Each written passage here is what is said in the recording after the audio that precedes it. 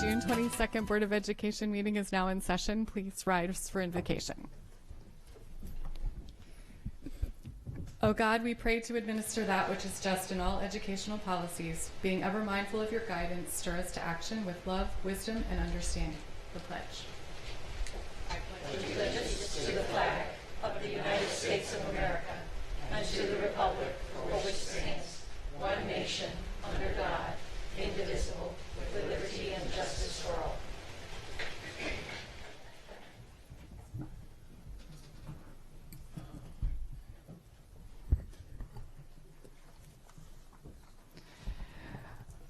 Item 2.03 is approval of the minutes. Do I have a motion to approve the minutes? Second. All those in favor? Aye. Motion passes 8-0-0. I've neglected to mention that Dr. Frank is out of town today, so he will not be able to join us. Item 2.04 is establish agenda order, and the agenda stands as published. No, it doesn't. I'm sorry. Mrs. Nally.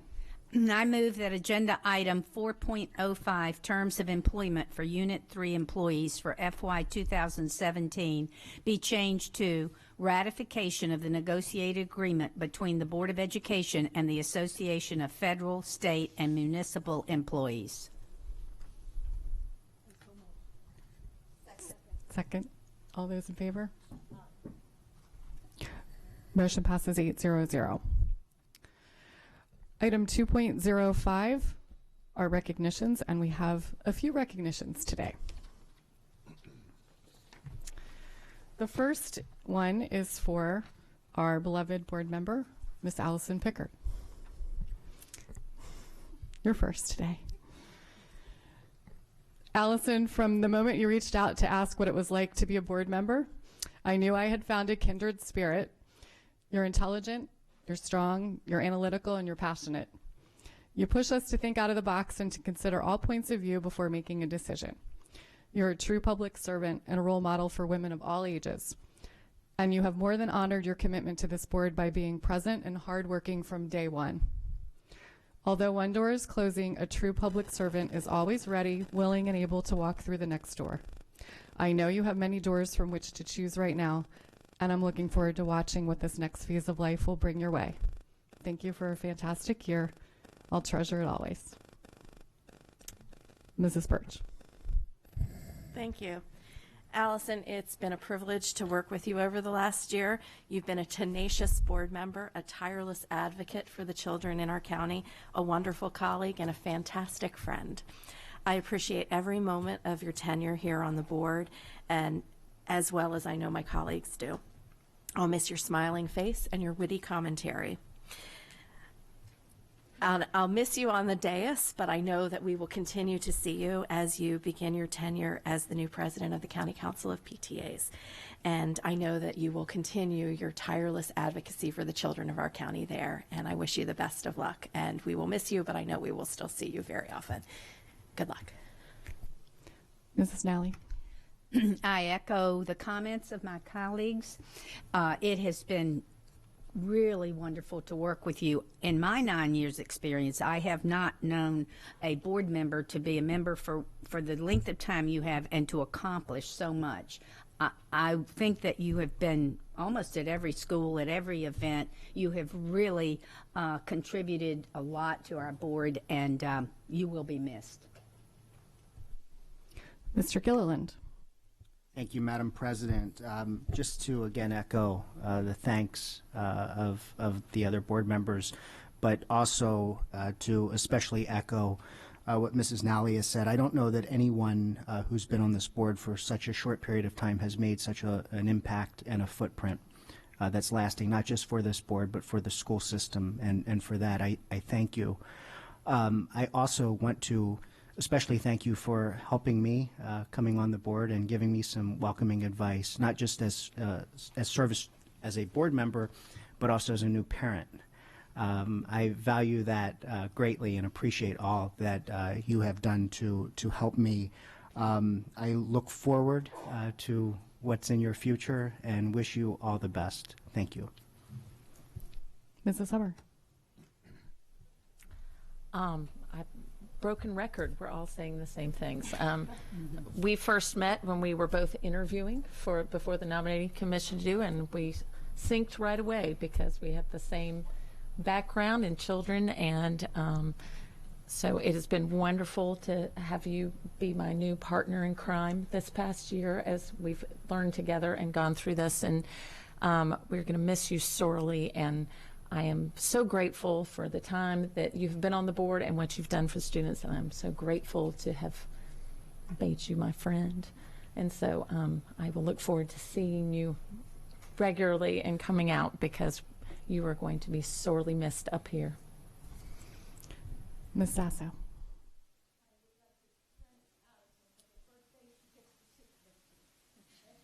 I'm going to give you 4 adjectives of how I think this lady is. I think she's very spunky and a go-getter, okay? She's very professional and a hard worker, and I really take off my hat to her. Thank you, Allison. Mr. Horscat. Thank you. Allison, it's been a major pleasure working with you this year. I mean, you and I only have 1 year on this board together, and you were always the person I could go to about board issues, just talk, make fun of each other, make fun of other people, just just mess around. Overall, you made this experience a memorable one, and thank you so much for that.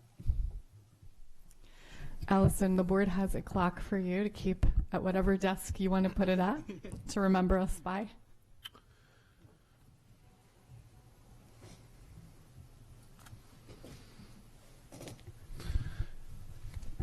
And Allison, while I won't, certainly I can echo all that your colleagues have said on the board.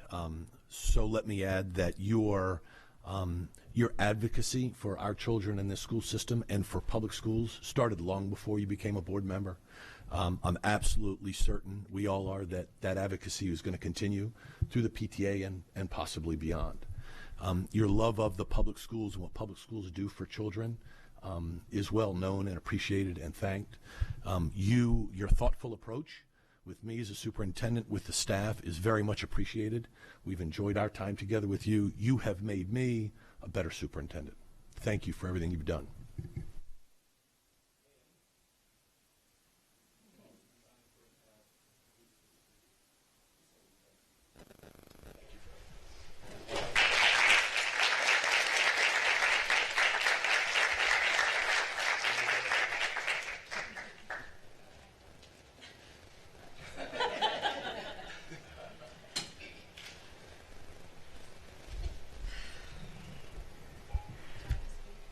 Would you like to? Oh, I don't know that I can, but, well, it has been,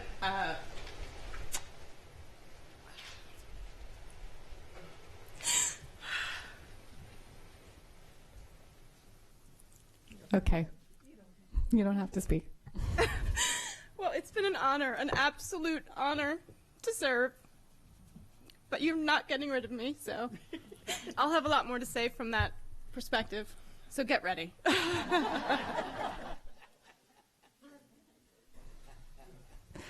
Jacob, it's your turn. Jacob, you have been such a pleasure to have on the board this year. You were always willing to be present when we needed you and with a smile on your face. Your sunny disposition will be a welcome addition over the pond. We're so proud of you for being willing to take a leap of faith and do something that most of your peers will never ever do, earn a degree from a university outside of the United States. So instead of goodbye, I'm just going to say pip pip cheerio. Mrs. Nally? Jacob, this has been a really wonderful year working with you. I was impressed with the amount of time and effort that you put into visiting schools, going to activities, plus being a remarkable student and advocate for your fellow students, but also looking at the whole county and working hard to understand this system. I thank you. Your thoughtful responses, inquiries, you studied everything, you looked at the different ways of attacking a problem, and I just think that you have a wonderful mind, and I'm so happy that you are going to England, but I also look forward, hopefully, for you returning to Anne Arundel County and to applying all that you've learned, because you really have been a true asset. And I thank you for escorting me at the conferences. I had a younger man, you know, what can I say? But it was fun. Thank you. Mrs. Burge. Thank you. This is my first year I got to sit next to the student board member. I don't know if they finally trust me or what, but it could not have been better. I loved sitting next to Jacob this year. He's been a lot of fun. You've been brilliant, hardworking, well-prepared, and a fabulous advocate and representative of your fellow students. I've enjoyed every moment of this year with you as a board member. You've been fantastic. I always think that every student board member is the best, but this year I think it's true. I think you always get better. Every year they're better than the last, so you've really been fantastic. I wish you only the best on your adventures in England, and hope that you'll come back and visit us when you're home. Thank you. Mrs. Pickard. I forgot my mic. To anybody out in this universe that thinks a high school senior can't sit on the board and vote and be responsible for his actions, they just need to look to Mr. Horskamp, because there were times when maybe Jacob was the only adult in the room. And while I'm sure he's learned a lot, he's also taught all of us a lot and reminded us sometimes when we're off track. So to the future student board members, you know, this is an amazing opportunity for students, and I think Anne Arundel County is better for it to have a student sitting up here with all of us. And my sister's in the UK, so we got to make sure we make those connections for you, so you can maybe take the train down for the weekend. Go to her country home and get your laundry done. Ms. Sasso.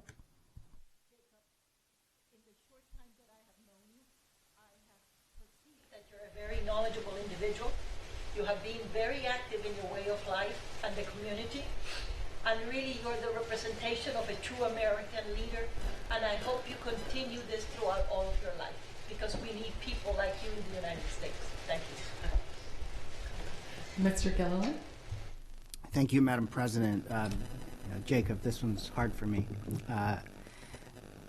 I have appreciated all of our time together, and I'm pleased to be associated with you in a couple of circles. One as member of the Alumni Association now for North County High School, but then also the Student Member Association. I think there's 44-ish of us, something like that. And you continue to raise the bar. I think you've left big shoes for Ms. Williams to fill. I think you've got a tremendous future ahead of you. A degree in international relations, in essence, is going to open so many doors for you. I know where your path is, perhaps is set, but if you want to go in the private sector, higher ed industry, and join us at Laureate Education, I can pretty much guarantee you'd be hired. My concern, though, is that they would probably make you my boss. But kidding aside, you know, it's been a pleasure sitting up here with you, sitting back there with you, and I'm glad our paths have crossed, and look forward to continuing to stay in touch. Thank you. Mrs. Hummer. It's been a joy. It really has. It's been great. And again, I echo what Ms. Pickard said, that anyone who believes that a senior in high school does not have the maturity and the wisdom to serve in this position just needs to look at you and see that that is wrong, because you've been a valuable voice for the students of this county, and you've always spoken wisely and well, and we've appreciated it. And I'm so excited to see where your next adventures in life lead you and what future marks you're going to make in the world. I do want you to come back to the States someday, but I thoroughly enjoy your time away, and when you're over there, and I may be sending some of my kids to come sleep on your couch and visit you. So, or stay. We'll see. And we have a clock for you to take overseas.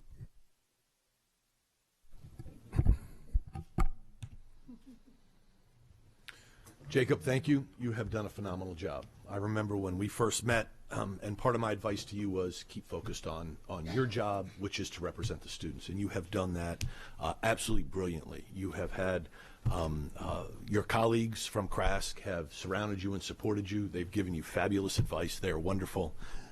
Great advocates for students as well, but you have maintained that advocacy.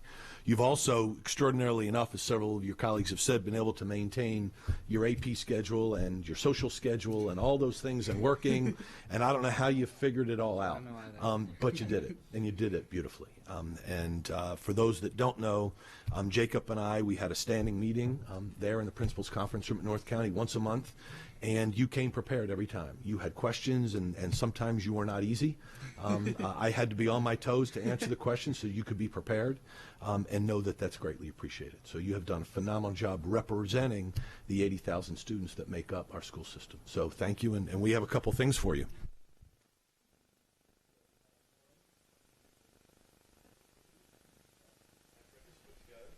We're delighted for you. And more importantly, add to the decor of your dorm room overseas. We took the sign down, and here's your student party. So. See, I was at school like 3 days later, and I was like, they already took my sign off?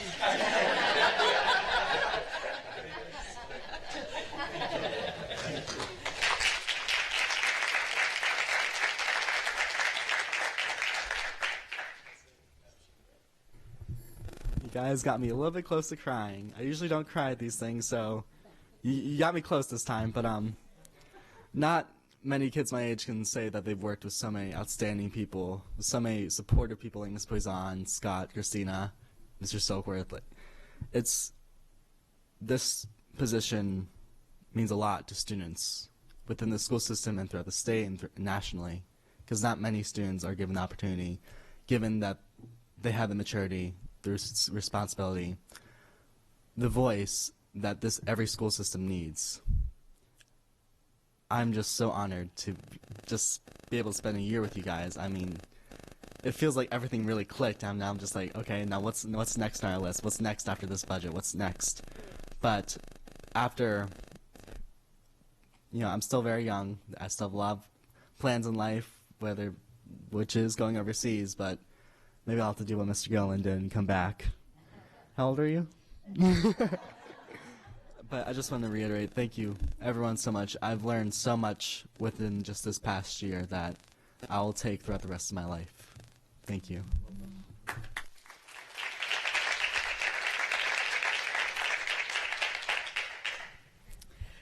We have one more recognition today, if you will allow me just a minute. We've all heard from Dr. Arletto about the fact that our people are the foundation on which we build all of our successes. I think we all know that any great organization has many types of outstanding people. Some are out in front, and we see their faces and hear their voices often. Many others, however, lead quietly behind the scenes in ways that most people don't see. Today, it is my great pleasure to recognize one of those people, Deputy Superintendent Arlen Liverman. For those of you who don't know, this is Arlen's final board meeting. He's retiring at the end of this month, bringing an end to a career that has been marked by quiet leadership, a relentless dedication to students, an undying passion for making our school system better, and with the big exception of today, remaining in the background. Now, I won't say Arlen has been here a long time, but his career does predate this boardroom and, in fact, this building. A lot has changed since Arlen first came to Anne Arundel County Public Schools 42 years ago. But throughout his tenure, from teacher to administrator, principal, director, and for the last 10 years, our deputy superintendent, Arlen Liverman has been unflinching. He has been unflinching in his belief that every action we take, both individually and collectively, should be done with the best interest of a child or children in the forefront. He has been unflinching in his belief that every child is capable of success with no exceptions. And he has been unflinching in his belief that equitable approaches and supports for all students and all staff are the cornerstones of our greatness. In the main stairwell of our building, there is a chalkboard on which those who pass can write entries to complete a thought. And the thought atop that chalkboard right now is this: the teacher who meant the most to me was blank. Amid the dozens of names is one written in green chalk and circled: Mr. Liverman, GBHS. Now, I don't know who put it there, but there are thousands of people who could be prime candidates. That's because, Mr. Liverman, you have had a tremendous impact on every level of our school system. I'm told that when you announced your retirement to your colleagues a couple months ago, you used two simple words: it's time. So if that's true, then it's time for us as well. It's time to say thank you and wish you well in the best way we can. For the English teacher in me, that means poetry. I found something by a famous author that I think summarizes our wish as well. It is by a renowned scholar you all might recognize, Dr. Theodore Seuss Geisel. Congratulations, today is your day. You're off to great places, you're off and away. You have brains in your head, you have feet in your shoes, you can steer yourself any direction you choose.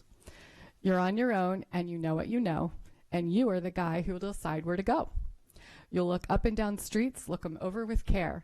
About some you will say, I don't choose to go there. With your head full of brains and your shoes full of feet, you're too smart to go down any not so good street. And you may not find any you'll want to go down. In that case, of course, you'll head straight out of town. It's opener there in the wide open air. Out there things can happen, and frequently do, to people as brainy and footsy as you. And then things start to happen. Don't worry, don't stew. Just go right along, you'll start happening too. Oh, the places you'll go. You'll be on your way up. You'll be seeing great sights. You'll join the high flyers who soar to high heights. You won't lag behind because you'll have the speed. You'll pass the whole gang and you'll soon take the lead. Wherever you fly, you'll be best of the best. Wherever you go, you will top all the rest. Arlen, on behalf of all of us, thank you for everything you've done to impact our students and our school system. And before you go, please join me up front so we can give you something to remember us by.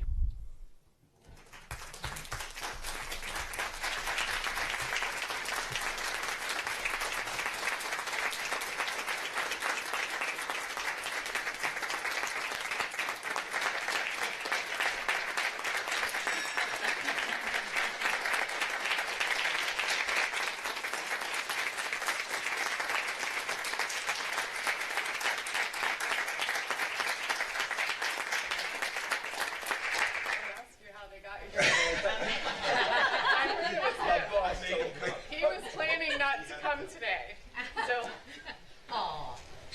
you were directed to be here. I was directed. So we thought of all the things we could give you, that a bell would be the right thing to do. And it says, Arlen Liverman, Outstanding Service Deputy Superintendent in today's state. Thank you. Thank you. Thank you all so very much.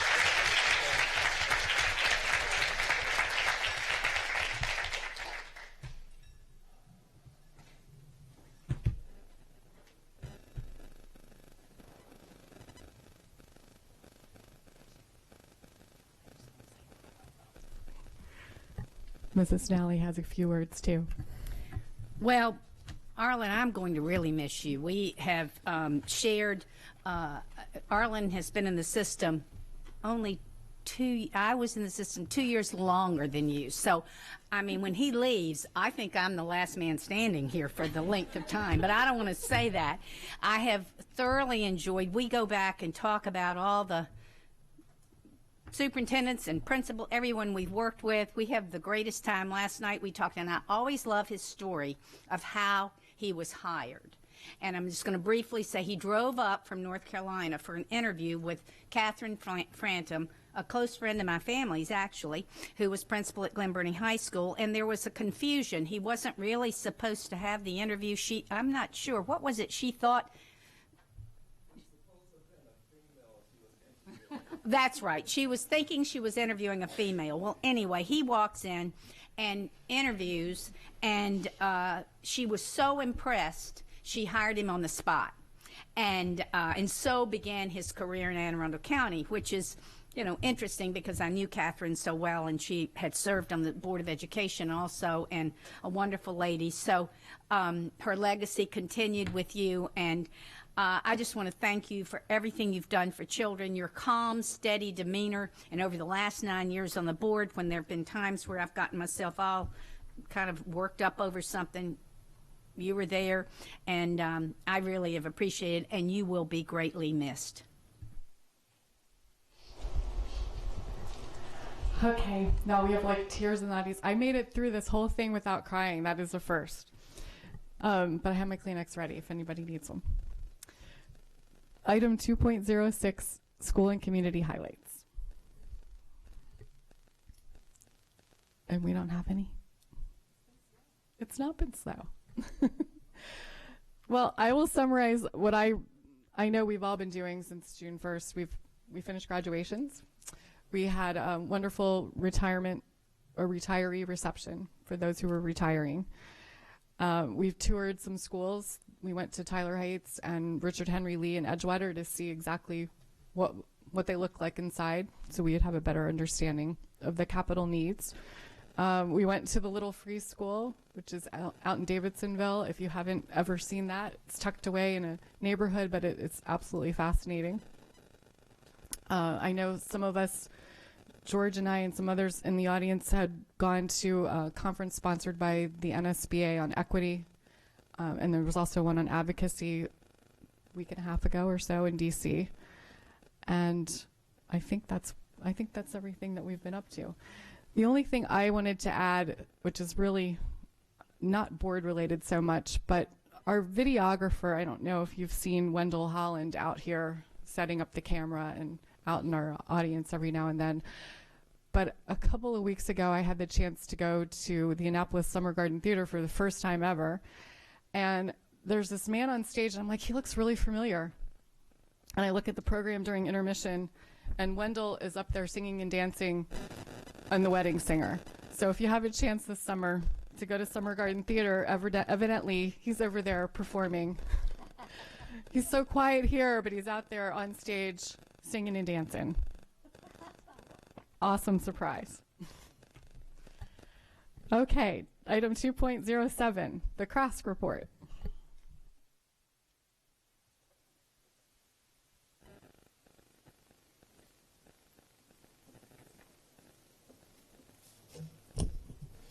Good morning, President Korbalak, Dr. Arlotto, and board members. My name is Christina Dyson, and I am a rising STEM senior at North County High School and the newly elected Krask second vice president. Moving forward, Krask is taking no time off for the summer. This Friday, we will kick off the Insight Summer Leadership Intensive, which is a series of leadership development events designed to prepare new leaders for the upcoming school year. Friday will be the Summer Leadership Retreat at Arlington Echo from 10 a.m. to 3 p.m. Over the course of the next few months, we will also participate in activities focusing on equity, diversity, social justice, political advocacy, educational policy, conflict resolution, campaigning, mental health, and of course there will be some team-building activities and fun along the way. We would also like to take a moment to acknowledge our appreciation and thanks for both Ms. Pickard and Jacob. Ms. Pickard, you've been kind enough to give us time and attention, and we look forward to working with you as a PTA president. Jacob, while your year as a board member is coming to an end, this is also the culmination of something bigger for us. You have been a vital member of our organization and an outstanding friend, and I should know because I'm the one who physically dragged you into Krask 3 years ago. We will miss everything that you bring to the table, including dog hair, an undying devotion to Netflix, honesty flavored with just a touch of teenage snark, and a daily afternoon hiccup that never fails to disappoint. Much of what we have all achieved together happened accidentally along the way while we were trying to keep up with your various endeavors. Thank you so much. And thank you all for the opportunity to speak on behalf of the students of Anne Arundel County. Thank you. Christina, can I just say thank you to you. Thank you for thanking Jacob. He's done a phenomenal job. We've talked a lot with the executive team about student voice. We're talking a lot with our principals about student voice. You and your colleagues this year, I've never seen in my 10 years the strength of the student voice as you and your colleagues have brought to the table. Your coordinated, well thought out remarks in front of the county council that evening were phenomenal. Again, you and your colleagues, if the four of you were standing here, I'd be thanking all four of you. You did a phenomenal job. But you embody student voice, and I just wanted to say thank you. It's something that we as adults are learning from, and we can do a better job of promoting the student voice, and you're going to be our role model for that. So thank you. Thank you very much. Mr. Horskamp. Christina, what can I say? We've been friends for a very long time now, and we've taken over a number of school-based organizations, CRAS, and a bunch of other things.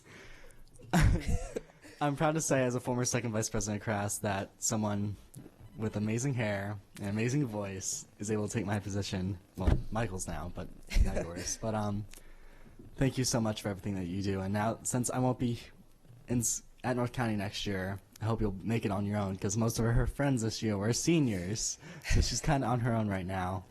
But I know you'll make great strides. I know you're going to go to a great university and just have a fabulous future. And clarification, everyone, I've had the hiccups for 8 years straight, every day. I think I've only told Miss Patty about that, and so yeah, that was the last part. Thank you. Thank you. Thank you. Item 2.08 is the PTA report.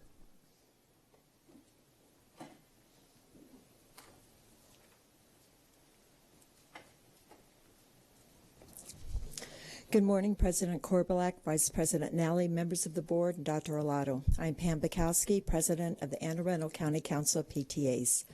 The council would like to honor Jacob Horskamp, who has completed an outstanding year as an articulate, intellectual, thoughtful, full voting member of the Board of Education, who has represented his constituency well. And Allison Pickard, who, although only allowed to serve for 1 year, has impressed us with her insightful and rational approach to issues and has left no doubt as to her unwavering commitment to the 80,000 minds being educated in Anne Arundel County and the 10,000 employees who are part of that process. We wish Mr. Horskamp good fortune as he moves to another chapter in his life and look forward to Ms. Pickard's continual involvement in other capacities in Anne Arundel County schools. We also like to wish Deputy Superintendent Arlen Liverman well. In his role, he has continually raised the bar for employees and students alike, and although a man of few words, he definitely has led by example. At this time of the year, we also like to offer congratulations to all of our graduating seniors in our schools. So many have brought honor to themselves in the schools, earning coveted scholarships and other extraordinary achievements. It goes without saying that some of the best and brightest examples of our nation's young people have had the foundation set here in Anne Arundel County. They are celebrated on social media and the newspaper, school newsletters, recognized at national school and community events. I don't think a week goes by when we have not been made aware of accomplishments in activism, advocacy, the arts or PVA, humanities, sports, STEM, innovation, community outreach, IB, academics, leadership, general scholarship, and the list goes on. These students have set goals, worked hard, and have been rewarded. However, and in absolutely no way diminishing these successes, we would be remiss if we did not also acknowledge the triumphs of those for whom seemingly small steps are personal giant leaps. Our students who have had to graduate in less conventional ways, through night school or attending an alternative school. Our students not on the 4-year timetable because they may have lost their way, but with guidance and encouragement do work to reach the threshold that will allow them to graduate. Our students who work hard to achieve average or maybe even barely passing grades, but persevere to get that diploma. Our students who earn a certificate but not a diploma yet, we hope that time will come, and earn the thrill of walking across the stage. We celebrate all of our graduates and know that parents, community, teachers, counselors, administration are all part of the village supporting our students. As the school year winds down, AACC PTA continues to support our local units and students. We are currently collecting documentation to disperse $15,000 in state and county grants to high schools, to 11 high schools who participated in offering a safe and substance-free after-prom event. It is also that time of the year when we talk about bringing closure, and that includes me as well. This is the last time I will report before the Board of Ed in this capacity. In 8 days, I will be stepping down, having termed out after having served 4 years as the AACC PTA president. When I accepted the presidency, I was the first teacher and possibly remain the only in that role in Anne Arundel County and in the state of Maryland. I felt in my role I would be able to highlight the T in PTA and to urge my colleagues to participate as active partners in their school associations. I have worked to help beleaguered PTAs to bring themselves into compliance, to train tentative new leaders, and to represent our parents the very best that I could. Like all volunteer activities, it's been a lot of work, but I've been very fortunate to have had an excellent group to constitute our AACC PTA board. In addition, we in Anne Arundel County have opportunities to meet with our superintendent on a regular basis, to participate in events with the Board of Ed, and to have a seat on a variety of task forces and committees. We have had excellent access to many staff members here at the central office. The fact that PTA has a place on the Board of Education meeting agenda monthly has been the physical proof that we are definitely given a voice. It has been an amazing opportunity to share and to advocate without a time limit. I have to say, though, having a designated PTA parking spot is really the best perk ever. And to be honest, I will truly miss that. But I am grateful to have had this experience in a caring school system who values PTA, and I thank you all for that. In fulfilling our mission, AACC PTA joins the AACPS community to engage, empower, educate, to promote equity and accelerated student achievement, to hold true that all children are capable of success, no exceptions. As always, PTA thanks you for these opportunities, not only to speak for every child one voice, but to engage with all of our AACPS stakeholders to be part of the collaborative partnership to empower every child to find his or her own voice. Thank you. Thank you for your service, Pam, as well. The next item on the agenda is the public comment portion of the meeting. Anyone wishing to speak on an item not on today's agenda may offer testimony during this portion of the meeting. Speakers will be allotted 3 minutes each. The board asks that comments remain civil and appropriate for the various audiences that may be watching or viewing the meeting. Student-specific and personnel matters are confidential and cannot be discussed in this forum. This time is intended for speakers to voice their opinion and not necessarily as a question and answer period. Speakers may pose questions, but answers will be counted toward the 3-minute allotment.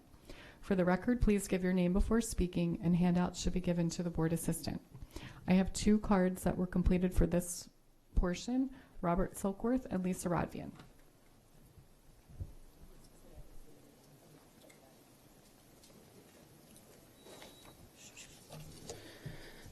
Good morning, President Korbelak, Vice President Nally, distinguished board members, Dr. Arlotto. For the record, my name is Robert Silkworth, and I am the chairperson of the High School Concerns Committee, and I'm here this morning to give a final report for that. We held our last meeting on June the 8th, and we discussed a few topics, some of which, such as some of the impact that we might have about grading regulation changes. But I usually choose 1 or 2 items to focus on, and I chose today 2 things. One of them is that this has been an extremely challenging year, and in my 44 years, probably one of the more challenging of all. And I would simply suggest that we continue to focus, as I've heard some of the information about the folks that are retiring, one thing that they all have in common is their caring attitude for the kids that we serve. And I've heard that next year may very well be a little bit more difficult when it comes to financial issues. And my recommendation to you would be to make sure that as we advocate for our children, that whatever would be needed to help the children, whatever monies might be needed, that we go for that and we ask for that without worrying about what the funding authorities might say. The other thing we were talking about was the vision for our High School Concerns Committee. I've always taken a collaborative approach, and we have decided this year we were going to be here every single month, and we have done that. And we would expect to continue to do that next year, to continue to work together with you all to collaborate to help our students find the greatness that we know that they have within themselves. I usually end with some kudos. Well, there have been a lot of kudos this morning, and I would have to echo the kudos given to Arlen Liverman. He has been an extremely great advocate for our students and our staff, and on behalf of the teachers, I certainly do thank him for that. He will be missed. Ms. Picard, I haven't known you that long, but I have to tell you, you are absolutely going to be missed. Your advocacy for our kids has been wonderful, and I also know that you're going to be here, and that advocacy will continue. And Jacob, the decision, is it here? You know, I've joked about who has been the best student board member. Was it Terry Gilliland or was it Jacob Horskamp? Well, you know, that's a really difficult thing to determine, and I thought about that. I thought about saying, Jacob, you know, you edged him out just a little bit, but then I started thinking about this, and that is that both of you were student board members at a time when we had many difficult decisions that needed to be made. The years, both of those years were very challenging, and I think both of you did outstanding job, and I echo the praise from all the other board members. If anyone thinks that a student cannot be a board member here in Anne Arundel County, they don't know what they're talking about. So Jacob, it's been a pleasure. I know you're going to do great things. We will hear from you in the future. Thank you so much, ladies and gentlemen. Thank you. Hello, my name is Lisa Rodbian. I'm a teacher in Anne Arundel County Public Schools. And I also want to just express my thanks to the outgoing board members. You have become familiar faces to me as I'm here a lot. And to Arlen, oh, did he depart? Arlen Liverman as well. Anyway, I think I made a promise a while back that I was going to continue to come and testify about later school start times until it actually changed. So here I am. And the evidence that it is something that needs to happen is even stronger today. I don't know if you've seen, but over the past month, the American Academy of Pediatrics, the Center for Disease Control, the National Institutes of Health was joined by the American Medical Association in recommending that high school and middle school start times should not begin, that high school and middle school should not start before 8:30 a.m. And the fact that, you know, we have a growing body of evidence of health practitioners making this recommendation, yet we're still making very slow progress. I want to give you a quote. This is from a superintendent and a former high school principal in Nauset Schools in Cape Cod, Massachusetts, named Thomas Conrad. With almost 40 years in public education, this is one of the finest changes I have made in improving student learning. I haven't been in education that long, but I've never seen anything that big. In his school, tardiness was down 35%, and the number of Fs and Ds were cut in half. Imagine the kind of impact that that could have on some of our most struggling schools to be able to cut our Ds and Fs in half. Impacts are not just about grades and tardiness, but also about things like student behavior, teen obesity, depression. And I've had conversations where I think a lot of people say, well, I just don't really see it. You know, if kids only get to bed a little bit earlier, you know, we can make an impact. But, you know, when we have those conversations one-on-one, often the people, you know, are just looking at the people right around them. And things can be very difficult to see. Depression is hard to see. The increase of teen obesity can be hard to see on a big scale. Small decreases in cognitive function can be hard to see. But when researchers who have put together mountains and mountains of data and come to this conclusion, yet we continue to ignore it, we're missing an opportunity to make, you know, huge gains at the margins, because it's not that big a deal and it's not that important. So I urge you as the board to keep this on your radar. You've got, I think, $600,000, you know, in your hands to take action on this issue. People may not even feel the impact of their, you know, cognitive decline because that they're too tired to realize that they're not performing up to what they could be. But people that have really analyzed and looked at the data, they see the difference. We need to be part of that difference.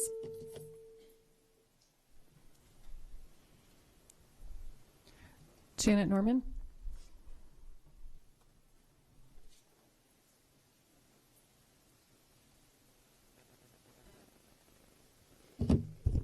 Janet Norman, Annapolis Cluster Schools. I thank you for all your hard work on the budget, and I'm really happy that the county council and executive funded many of the things that you were requesting to help our 80,000 students. I hope that everyone has a chance to go and look at the live stream video of the auditor's report when she was making recommendations to the county council, because there are a few things that I'm hoping you can work on improvements. One was the school sidewalks fund, where each year you ask for $250,000 for improving to accommodate students and reduce the need for buses. As of May, the available balance was $353,000, and the auditor requested that they remove $250,000 again this year, that you did not need your request because you are not achieving and constructing sidewalks like you need to be. Said the average annual expenditures were $108,000 per year. Highest activity was in FY15, $159,000. If the county council is giving you money in a very tight budget, we really need you to spend it with utmost concern for expanding sidewalk access. Ms. Norman, I'm going to interrupt you there. Sure. Because you need to understand, and thank you for bringing it up so the public understands, that money the board requests in the budget, $250,000 each year for sidewalk construction, and that money never comes to the board, and it's never money that we spend. It's money that gets turned right back to the county and Department of Works, and we work with them every year as other agencies do, the police department or fire and rescue or Parks and Rec, where we make recommendations. We give them a wish list of where we would like sidewalks built. This board and our construction team does not build sidewalks off of school property. So all of this money, that $250,000, is set aside for projects outside of our immediate school surroundings, but connect schools to neighborhoods. Okay? So understand, so your comment that the board is not spending the money is inaccurate. The board takes the money and it goes right back to the Department of Public Works. They then spend the money based on their priority list. We simply give them priorities each and every year where we would like these sidewalk connections made. Does that make sense? It does make sense, but you might want to discuss with the county council, because they are under the impression that you all, the county councilmen in their lives. The county council is not under that impression. The county council knows it's just the Department of Public Works is trying to keep pace, and they're trying to get these projects done, and these projects are on their to-do list. It's not the board's to-do list. And the Department of Public Works is doing a phenomenal job, and they work very closely with us as well as the other agencies throughout the county. They are fantastic, and they've done a fantastic job, and they're going to continue to work with us. But I just want to make sure that you and the public understand how that spending works. Well, the county councilmen in their live stream video expressed their dismay that the school system is requesting money and not getting the sidewalks built. So, that me seeing that the county councilmen have that concern that every year the school system. So whatever you can do to change that situation, we greatly need safer paths to school for our students. As you know, it's been a pretty disturbing spring in the Annapolis area with students getting hit, safety around our schools, and having our students be in school to be safe. I urge you to act with all the money you have and act quickly on later school start times so that our high schoolers don't have to make the choice of whether to get up at 5:30 a.m. or whether to skip school and be in a dangerous situation. We can't mourn any more kids in Annapolis, either in the short term or the long term, with lives wasted. So I urge you to please do everything you can to enact the American Medical Society's recommendation. They say, while implementing a delayed school start time can be emotionally and potentially stressful issue for school districts and members of the community, the health benefits for adolescents far outweigh any potential negative consequences. So I urge you to act with all haste. Thank you very much. Ms. Sasso. Janet, can I address something to you since Dr. Arlotta already addressed the fact that it's the Department of Public Works that is responsible for it? Yes.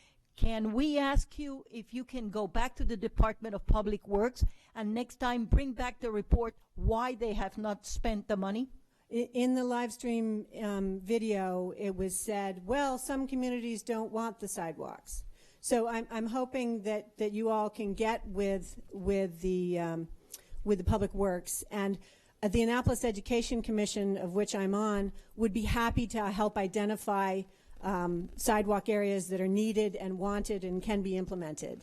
Can you do that then and then basically present it to the Department of Public Works and have them tell us back why? Well, I think you would be in a stronger position than me in getting, a slot on their busy schedule. That's why I'm bringing then it can here. you bring us the report back on the sidewalks that the communities want? We can ask our PTAs of the Annapolis Cluster, Annapolis Education Commission, to identify sidewalk areas that are missing and would need additional funds to make safer. Thank you. Mrs. Birch. Dr. Arlotto, I'm guessing also that the funds in that sidewalk fund could only be used on property that wasn't in the city of Annapolis. The Anne Arundel County Department of Public Works probably wouldn't be building, so it would have to be schools outside of the city of Annapolis. Okay, thank you. I don't have any additional cards at the moment. Is there anyone else who would like to address the board at this time? Okay, we'll move on to our action items. Item 4.01 is the fiscal year 2017 operating budget adoption. Dr. Arlotto, your recommendation. Yes, ma'am. I recommend approval of the Board of Education fiscal year 2017 operating budget to include internal budget adjustments as approved by the board.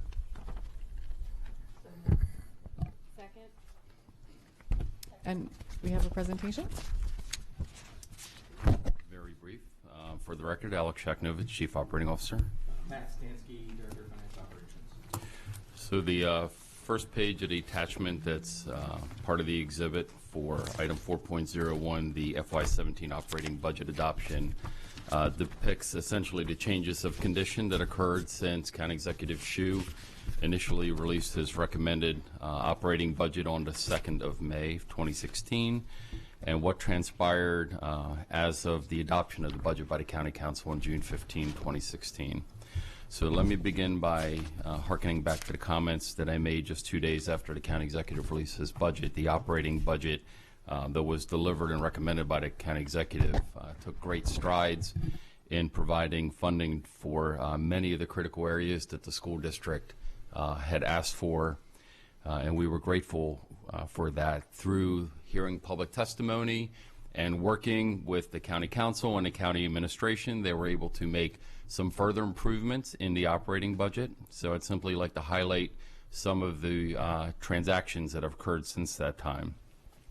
If you take a look at the revenue line, which is the top third of the page, there were no changes as expected to any of the categories absent the county government funding. So there were some increases to the county government contribution towards the Board of Education.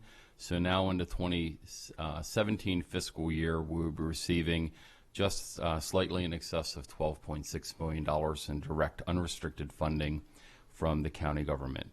The remaining revenue elements, both the unrestricted, the restricted, and the one-time non-recurring cost numbers all remain the same. So year over year, including the non-recurring one-time monies, the Board of Education will receive sufficient revenue to support a $36.1 million increase that represents approximately a 3.3% increase. And again, that does include that non-recurring.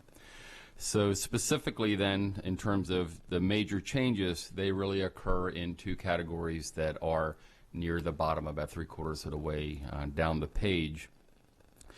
You'll see that in the area of the home hospital, evening high, and summer school category, the Board of Education had initially requested $594,000 approximately to provide for an hourly pay increase for those individuals that, again, support our students in the home hospital, evening high, or summer school arena. The Board of Education heard testimony and knows quite well that it has been many, many years that those individuals have not received an hourly pay increase, and the county council heard much of that same testimony that aligned with and supported the testimony that you had heard. Therefore, the County Council restored that approximately $594,000 in revenue that will make it possible for the Board of Education and the Board of Education, in some cases in collaboration with its bargaining units, to provide compensation increase in those areas. Secondly, and maybe equally noteworthy, is the remaining teachers. As you recall, the Board of Education had asked for 33 classroom teachers to support our rising enrollment growth. We rose about 770.5 students year over year. And the 33 teachers that was included in the county executive's initial budget request essentially allowed us to break even with that rising enrollment number that I referenced earlier. However, beginning in the 2007-2008 school year, and since that time, we've gone through some troubled economic times, and in many of those intervening years, we were not able, financially able, nor could the county support us in the manner required to keep up with the enrollment growth that occurred during that 6 or 7 year period of time. So this is the initial foray into beginning to make some inroads at reducing some of those classroom sizes, the spot classroom sizes across the county that unfortunately had expanded as a result of that economic downturn. Again, the County Council heard the testimony loud and clear from the public when they held their public budget hearings, and with the support of the county executive who introduced a supplemental budget amendment down to the County Council, they did provide sufficient funding to allocate and fully support 10 additional FTEs to again allow us to begin to make inroads for that prior class size reduction. So in summary, the Board of Education requested authorization for 100 FTEs. As you will see in the exhibit that's before you this morning, all 100, so 100 out of 100 FTEs are fully supported within the budget.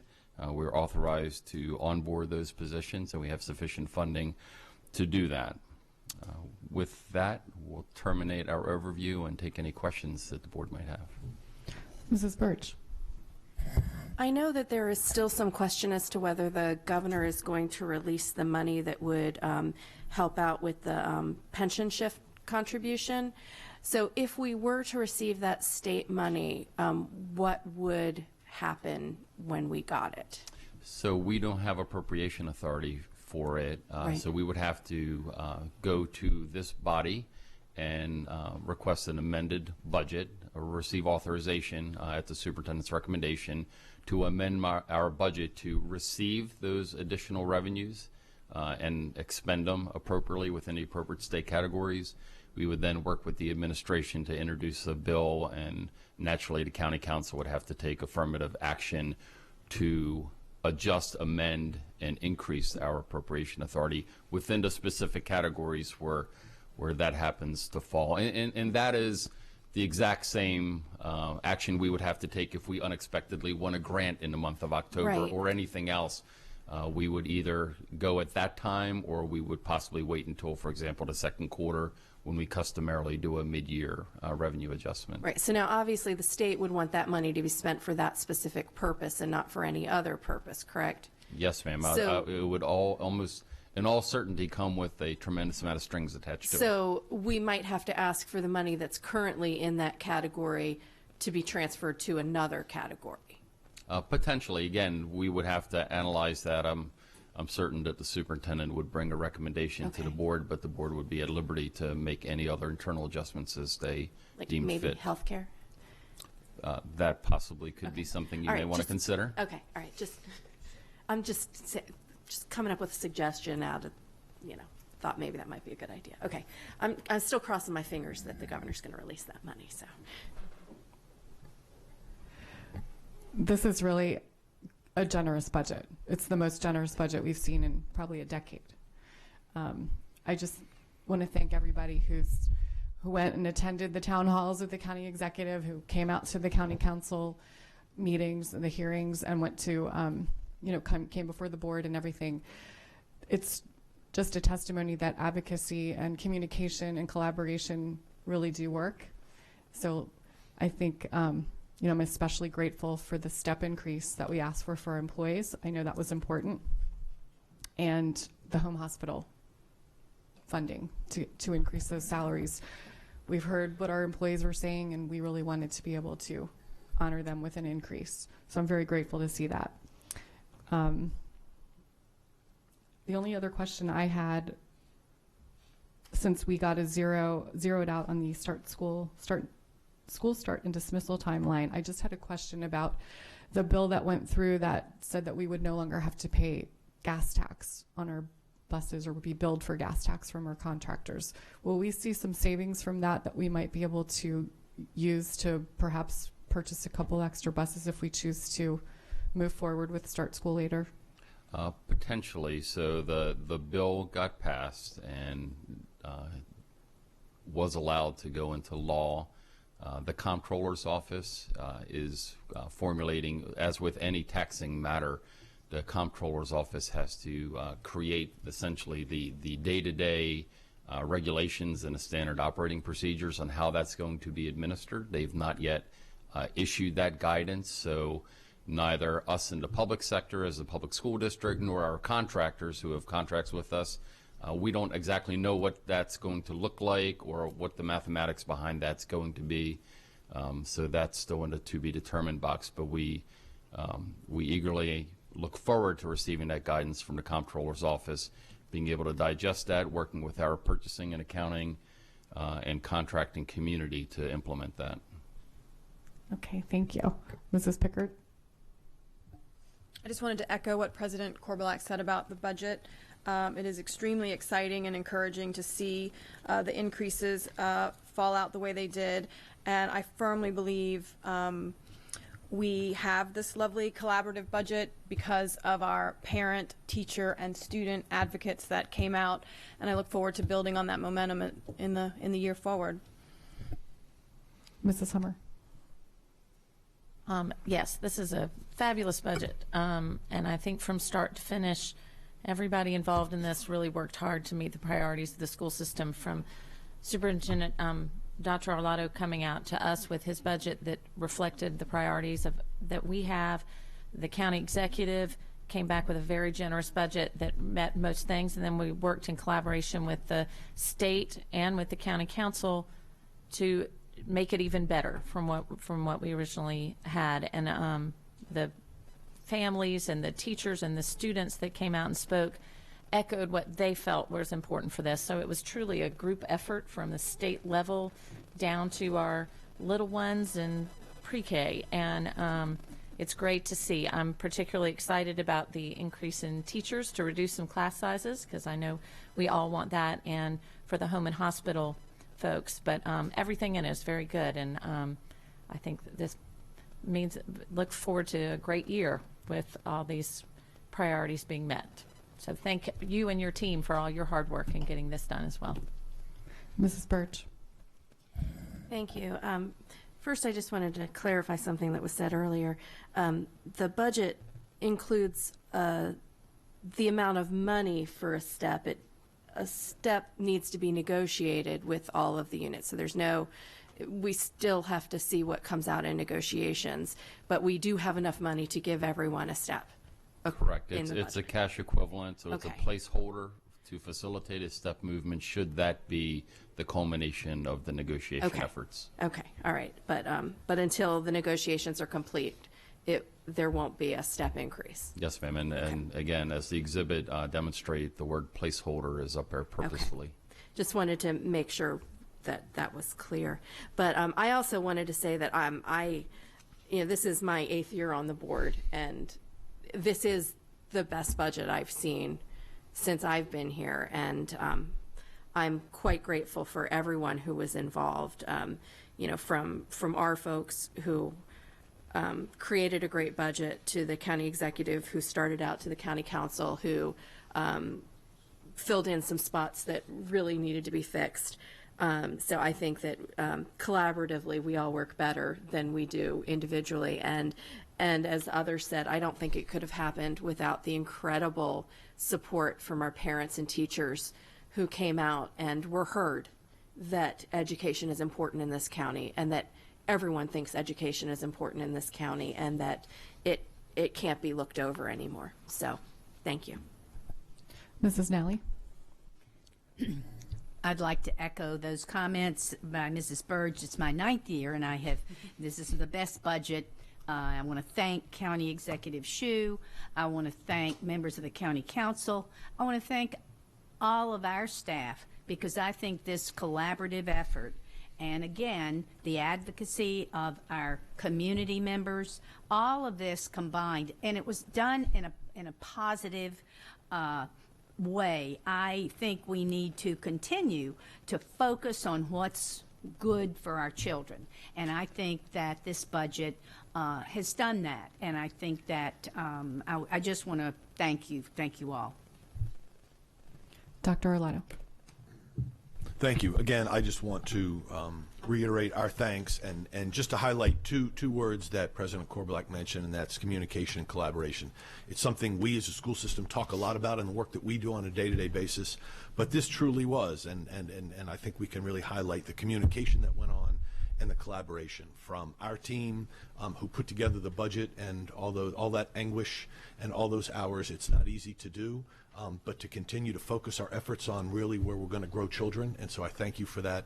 I do want to thank publicly Alex and Matt and their teams for doing a phenomenal job. Bob Mosier for all the work the three of you in particular have done in communication with the county executives, administrative team, as well as the individual county council members. I do want to thank Mr. Shue and his team. Mrs. Brandenburg has been a great advocate for our public schools and has been, it's been a difficult go at times to be the go-between, but she continues to listen and advocate where she believes it's appropriate with the county executive. Certainly the county council is willing to have ongoing conversations with us. And so that communication collaboration has been key. Lots of phone calls, lots of text messages, lots of stand to the side conversations during graduation ceremonies where we can get some of the really important work done, and I appreciate the county council members continuing to have that communication and collaboration with us. They've been really willing to learn along with the county executive what it is that we do as we look to build the school system to the best that we can be. So thanks to the team. And thanks to our public officials. We're delighted with a best budget in the past decade. I think when Ms. Brandenburg and I started doing presentations a few years ago, we went around with the "We are Anne Arundel County" title slide. It's taken a few years, but I really feel like this reflects that we are Anne Arundel County. We're really working together. Students, parents, teachers, citizens, county council, the state delegation, the governor, and our county executive. All right, I have one public comment on this item. Lisa Van Buskirk.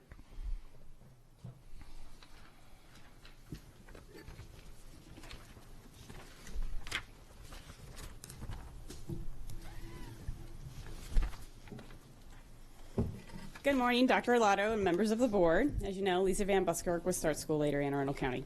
Congratulations on a very good budget from the county executive and county council for fiscal year 2017. In his December presentation, Dr. Arlotto had asked that everything be funded before schools could move to safer and healthier hours, especially he would prefer funding for early education. Many of you demanded of Start School Later's members that we advocate for funding for other education items before we advocated for funding for start times. Well, SLL members did what you asked. We advocated for bilingual facilitators, STEM programs, facilities upgrades, teachers' pay, more teachers, home health teacher raises, and much more. The county funded above maintenance effort, including the early education initiative. Now it's time you do something for the students in exchange. Don't do it for us as an organization as a quid pro quo. Please do it for the students. Please implement the start time change the board said that they would do this time a year ago. As so eloquently stated by high school students at the County Council's budget hearing at Annapolis High School, they are tired of being tired and tired of being told that next year start change will happen. Please make student health a priority by demanding AACPS implement your vision for healthy and safe school hours. It was wonderful to be distracted by grand visions of meeting the American Academy of Pediatrics, U.S. Centers for Disease Control, and now the American Medical Association recommendation that no middle or high schools start before 8:30. But we collectively, including my organization, lost sight of the $602,000 on hand and failed to hold AACPS accountable to order the buses with FY 2016 money. So now, August 2016, the original goal of this board to change start times will come and go with the same unhealthy status quo. Please demand that AACPS order those buses in July so that they can no longer use the excuse it takes 6 to 8 months to order buses. If AACPS ever gets around to admitting they have more money from fuel savings, not paying gas taxes, the $13 million that the auditor couldn't find where they made savings, then you can order more buses at that point. But please order those 10 buses now so that we're guaranteed some kind of change. Please demand that AACPS move up its timetable for software implementation so it can be used no later than January 2017 to identify a better change for August 2017. Because I'm an engineer and an optimist, I refuse to believe that the only way to use a software is a slide, be it 13 minutes, 30 minutes, or 60 minutes. There are an unknown number of possible arrangements of school start times under the current budget, let alone 10 more buses. We encourage and reward students who think outside of the box. Let's have us think outside the box to solve start times for Anne Arundel County. Thank you. Thank you. Is there anyone else who would like to speak about the operating budget at this time?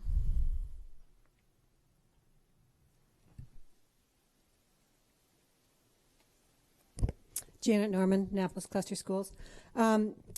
Again, in watching the auditor's testimony to the county council, it was distressing that when she mentioned the $13 million that had been identified by AACPS as savings from FY 2016, she said she had been provided no information about that money, where that money came from, its what categories it's in, whether it really existed.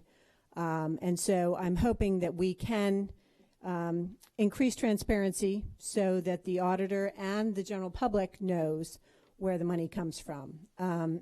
If you're ever on the sidelines of a soccer field, people say, gee, we keep giving the school system money, you know, what are they doing with it? So if we can be as transparent as possible, we can answer those questions and we can all advocate for the best possible school system that our money can buy. So I would urge you, this has been asked before, where did those $13 million come from? What was not spent?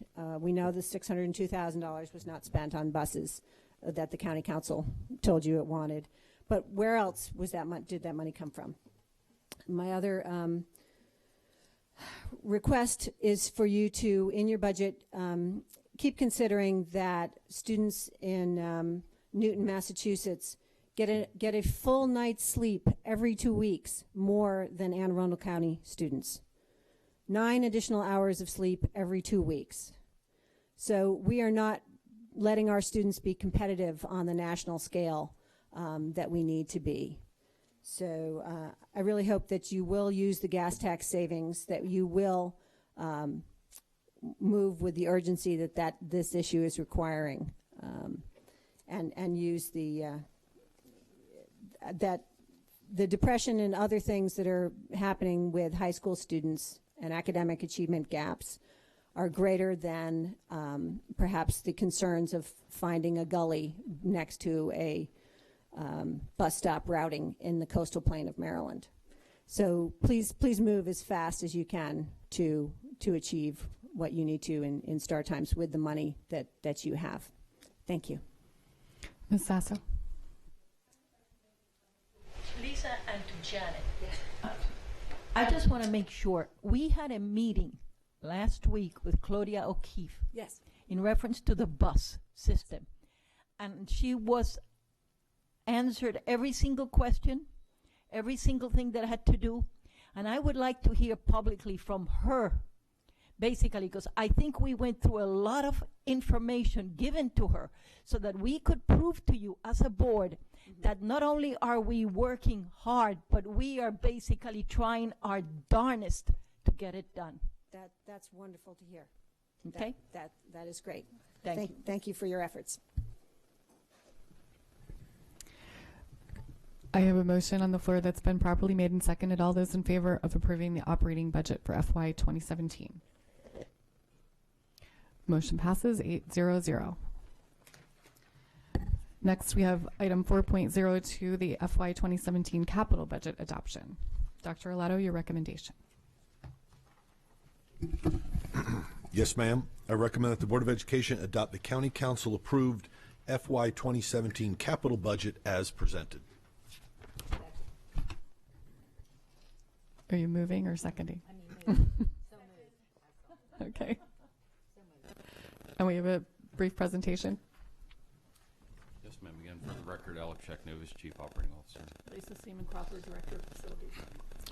And so this may be a little bit of deja vu again, because as you recall in the comments that I provided in May, that the county executive's recommendation did in fact provide a record level of funding on the capital improvement budget, much of it aligned with his initiative to expand the bonding capacity of the county, and much of it aligned through conversations and his belief that our capital facilities had been underinvested into for many, many years, and the backlog that the MGT of America company helped us identify and quantify needed to be addressed. But with that said, as with the operating budget, the continued advocacy of the Board of Education and of our parent and teaching community and other interested constituents through the month of May, as the County Council continue to hold public hearings and deliberate on the recommendations issued by the county executive, did in fact generate interest in improving upon the initial set of recommendations that the county executive had issued on the 2nd of May. So I would like to briefly walk the board through those in the exhibit ahead of you, and I will again only speak to those items that had changed since that initial deliverable. So much of the interest and discussion had centered around the 3 elementary schools, that being priority number 19, 20, 21, Edgewater, Tyler Heights, and Richard Henry Lee, where the Board of Education had requested full funding for both the feasibility and design for those. And as you recall, that it was only the feasibility study element that was initially recommended within the county executive's budget. Through, again, deliberation and discussions between executive and legislative branch of the county council, a supplemental budget was put down that advanced some of the design money into FY17. So again, as you recall, the initial funding level for each of those 3 categories in FY17 was $177,000, and that has been increased to just over $1 million for both Edgewater and Tyler Heights, and just under $1 million for Richard Henry Lee.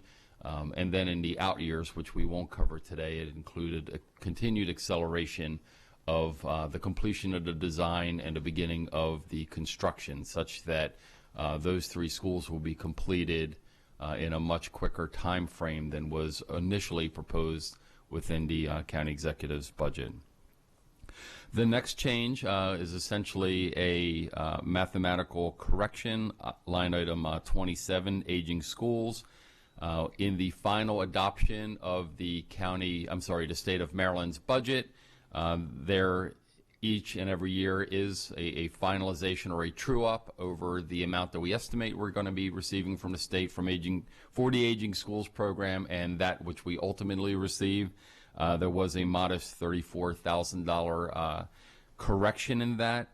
Now, it is important to note, however, and this will loop back to the comments issued by promulgated by Ms. Burge earlier, that the funding for the aging schools program that's now established at $566,000 is also caught up and captured in that same suite or basket of funding items that the General Assembly passed the authorization to fund, and yet the governor is currently contemplating whether he will or will not act on that. So the county council has provided us the appropriation authority, so we are authorized to spend those monies, but only upon receipt of the revenue from the state. And again, that will take affirmative action by the governor of the state to release those funds so that they can be distributed, and then and only upon that occurrence will we proceed with the projects.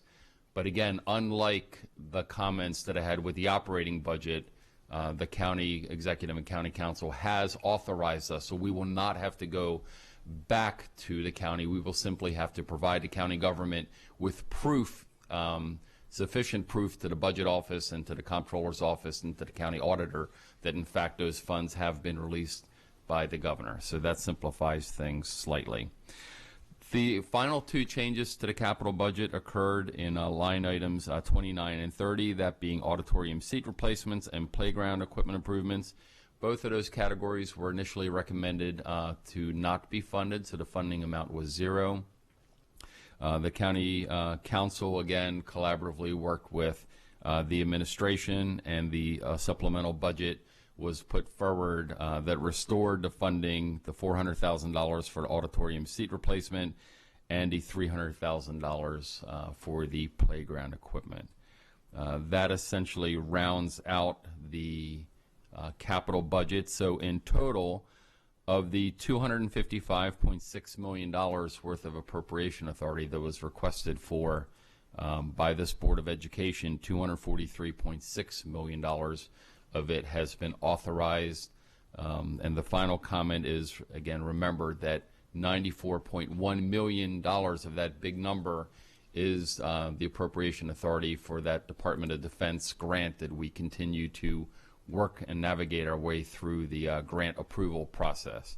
But again, the county government has fully provided us with the requisite appropriation authority. So if and when we do hear, and we hope it's positive news from the federal government, that we've been approved for that grant, we will be poised to move forward without having to re-engage in any sort of legislative action over at the Arundel Center. And with that, we will conclude our remarks this morning. Mrs. Birch.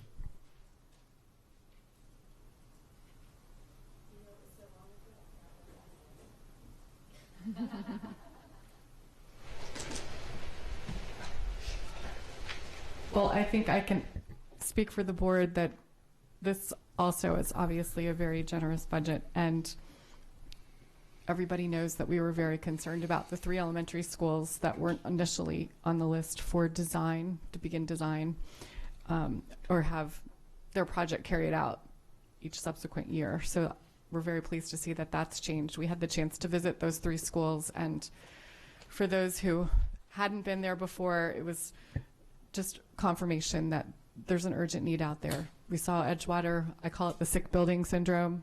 We spoke with a teacher who had been ill the entire fall semester. Her students were lethargic. They didn't know what was going on, and it's just particulate matter that was making her kind of have asthmatic symptoms and things like that, all coming from the building.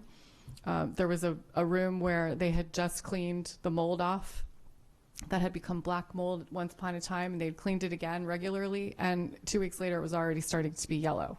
So it was coming back. So the building itself is the concern there. And Tyler Heights, overcrowding, obviously, and I think everybody who hadn't been there before, seeing I call it the cafe gymnatorium, where the students have to share that space to eat lunch, have any kind of auditorium activities, and their gym is just not acceptable. And then Richard Henry Lee is one of our open space schools that we still need to fix. So rather than investing in closing the open space, it's time to just take down the building or remodel it and close it all up and make it a nice, shiny new school as best we can. So we're very grateful to see that those projects are on the 6-year plan. Mrs. Pickard. I think my comments about the operating budget are pretty similar when looking at this capital budget. We did have the opportunity to see the 3 schools, which was pretty powerful to walk those schools. So it is nice to see, we mentioned how a budget reflects our community's values, and I think this budget is spot on. And I look forward to continuing the advocacy efforts on the capital side as well with all of our parents and students in the community. But this is exciting, and again, echoing what I said earlier, thank you to all those who came out and advocated for our education system and the county. Mrs. Birch. I think what I appreciate most about the advocacy efforts on the capital budget were that was that the advocacy came from all parts of the county, not just the folks who would benefit from these schools. That this was a time when the parents and the people in our county realized that we really are all in this together, and if we want our children to have a quality education, we need all of our children to have a quality education. And there were, you know, parents from Severna Park advocating for the kids in Annapolis, and, you know, things like that. And I think that's a wonderful thing to say about our education system, when people will stand up for others, that this system be fair and equitable for all of our children. So I want to thank everyone who did their part in making sure that all of our children would be treated well. So thank you, everyone. Is there any public comment on this item? All those in favor of the FY 2017 capital budget? Motion passes 800. Thank you, Alex. Thank you, Lisa.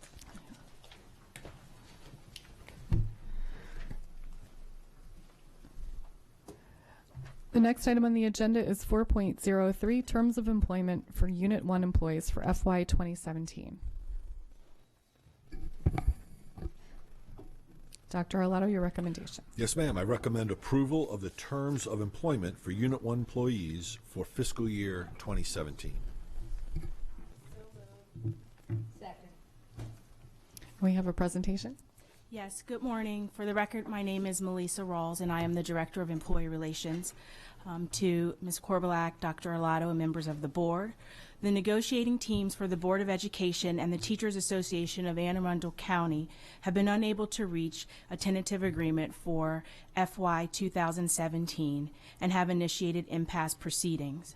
Accordingly, terms of employment have been established for Unit 1 employees, which recommend that all provisions of the negotiated agreement continue except for the following changes. 1, no step or other compensation increases will take effect. Any compensation increase for Unit 1 employees will be implemented in accordance with the ratified agreement and/or mediated settlement.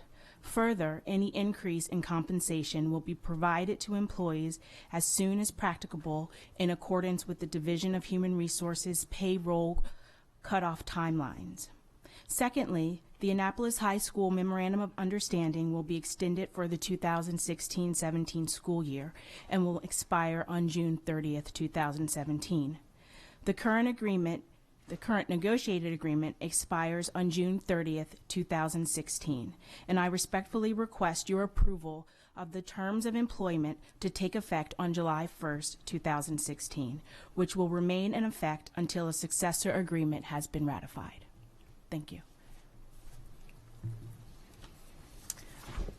I don't have any board questions, or I do. Mrs. Burge. So I do have a question. So we're not sure when this agreement will end up being ratified because it's going to impasse, right? Correct. Okay. Impasse proceedings have been initiated. We have begun the process, and once that is completed, then we would be able to move forward with any additional changes. Okay, so according to this language then, the date on which any salary increase would go into effect is something that will be negotiated? Correct. Okay, so it may not start on July 1st? Correct. Okay, thank you. Mrs. Nally? Former teacher, I want to ask again, I want to make clear, because I know that many of the teachers after the funding were expecting a pay increase in July. So explain this to me again so that there will not be a pay increase in July unless it is negotiated. Even though that the budget we've been allocated the funds, but by law we can't give any increase until it's negotiated. Is that, I mean, I want teachers to be clear because they deserve their raise, and I want to be clear about that. Correct. So in the budget, there has been as Mr. Shaknovich said earlier, a placeholder, which is the equivalent of steps for Unit 1 employees. However, as the issue related to wages is a mandatory subject of bargaining, the board cannot unilaterally decide what they are going to give to employees. That is an item that has to be negotiated with TAC, which is the identified exclusive bargaining unit, which represents Unit 1 employees. So as of today, we have not reached an agreement which would establish the compensation increase that would be provided to employees. So through the impasse proceedings, we are hoping to resolve this issue, and at that time, based upon what the agreement is through the mediated settlement, any compensation increase will be provided after that time, based upon what is included in the mediated settlement.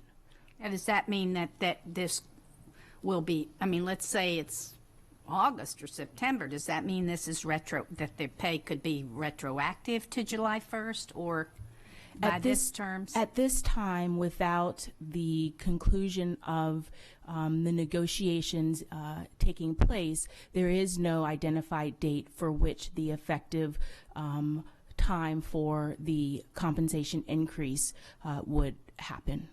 So it wouldn't automatically be retroactive? No. Thank you. So if this extends into August, September, October, then teachers come back to work in August and they will not see their increase until the matter's resolved? Yes. Okay.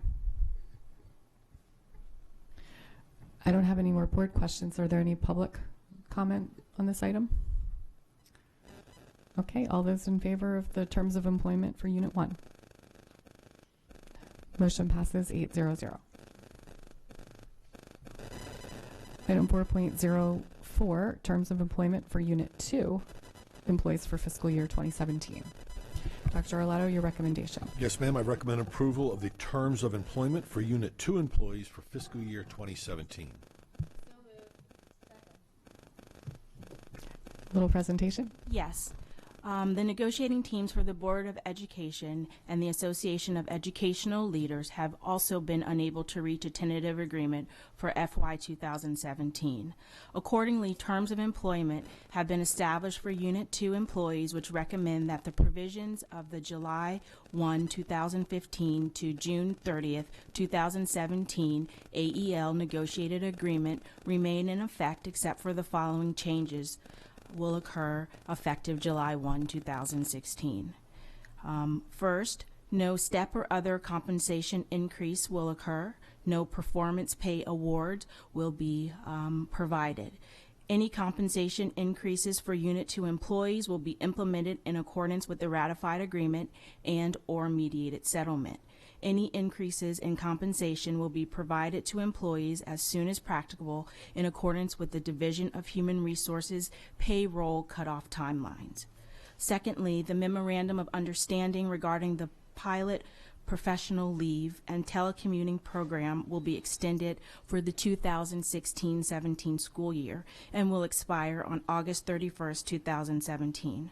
I respectfully request your approval of the terms of employment, which will remain in effect until approval and ratification of any changes which would occur to the negotiated agreement. Mrs. Summer. So just to clarify, the same questions that Ms. Nally asked would also be in effect for AEL. So the step would not become automatic July 1st because the negotiation agreement is not complete, and depending on when it is reached, it will have to be negotiated as to whether it would be retroactive or not at that time. Thank you. Is there any public comment on this item? All those in favor? Motion passes 800. Yes. Item 4.05 is the ratification of amendments to the negotiated agreement between the Board of Education and the American Federation of State, County, and Municipal Employees, Local 1693 AFSCME for fiscal year 2017. Dr. Arlotto, your recommendation. Yes, ma'am. I recommend the ratification of amendments to the negotiated agreement between the Board of Education and the American Federation of State, County, and Municipal Employees, Local 1693 for fiscal year 2017. Do I have a motion? We have a presentation? Yes. I am pleased to announce that the negotiating teams for the Board of Education and the American Federation of State, County, and Municipal Employees, Local 1693, have reached a tentative agreement for FY 2017. In brief, the summary of changes are agreed upon by both parties include one-step increase for eligible employees, an additional annual leave day will be given to Unit 3 employees on Step 25. Thirdly, AFSCME and the board are committed to restructuring the AFSCME salary scale and will continue to explore alternative funding options and equitable pay structures. And finally, negotiations regarding healthcare-related topics will continue. Any agreement regarding these issues will become effective on January 1st, 2017. I would like to take a moment to thank Corey Blake, the Special Assistant to the Executive Director for AFSCME Council 67 and Chief Negotiator for Local 1693, and Roland Johnson, President of Local 1693, and the negotiating team for their dedicated effort during FY 2017 negotiations. Despite ongoing fiscal challenges, the teams worked collaboratively to reach an agreement which supports AFSCME members and their commitment to AACPS students, staff, and the community. On June 18, 2016, AFSCME ratified this agreement. As such, I respectfully request your approval and ratification of the noted summary of changes. Mrs. Hummer. And as we vote to, AFSCME has ratified, and as we vote to ratify today, and their step increase that we did receive funding for in this budget will go into effect July 1 for the AFSCME employees. Correct. Thank you. Is there any public comment on this item? I actually have a statement that I would like to read. Mr. Blake was unable to attend the meeting today, but has provided a statement that he wanted to share with the board, which have copies have been provided to you as well. Dr. Arlotto, and I do want to say for the record, Mr. Johnson is also here. He is feeling a little under the weather, so I will read the statement on their behalf. Dr. Arlotto, President Korbelak, and members of the board, I regret that I cannot join our colleagues today in submitting for your consideration and ratification of the tentative agreement between AFSCME and the Anne Arundel County Public Schools. For the past 14 years, I have had the pleasure to do just that and provide oral testimony not only to the good collaborative relationships that exist between this board and our union, but also to discuss my concerns on a broad range of issues, from fair share to outsourcing to the political discourse concerning public education. It is something I look forward to doing each year, but since someone is likely reading this on my behalf, I will keep my comments brief and will look forward to meeting with each of you individually in the coming months. I want to direct your attention to one of the seemingly more mundane aspects of the tentative agreement. We have agreed to meet in the coming months to explore restructuring the pay scale. While that may seem insignificant to some, it is vitally important to the employees we represent. We are thrilled to get a step increment this year. For the past 8 years, for various reasons, you have not been able to fully fund this aspect of our scale. However, your employees have earned the benchmarks necessary for advancement, both via performance ratings and years of service. Indeed, better than 97% of AFSCME represented employees achieved and meet standards or higher ratings on their annual performance review. This reflects their dedication and hard work and highlights their commitment to public service. However, because of circumstances beyond their control, including economic, political, and ideological considerations, these same employees have been unable to advance as their pay scale would indicate. Allow me to present some facts.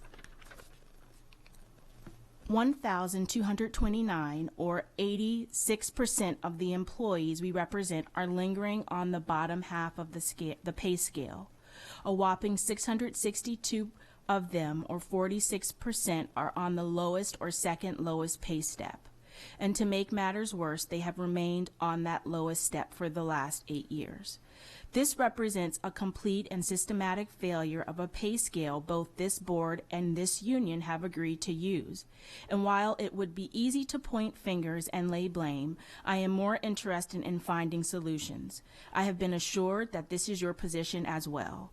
We must work together to find an equitable system of advancing employees to higher levels of pay while considering the economic impact on the budget, recruitment, performance, and ultimately the taxpayer. I believe we can all agree that the dedicated, committed, and hardworking employees represented by this union are worth that. I look forward to this collaborative effort in the months ahead.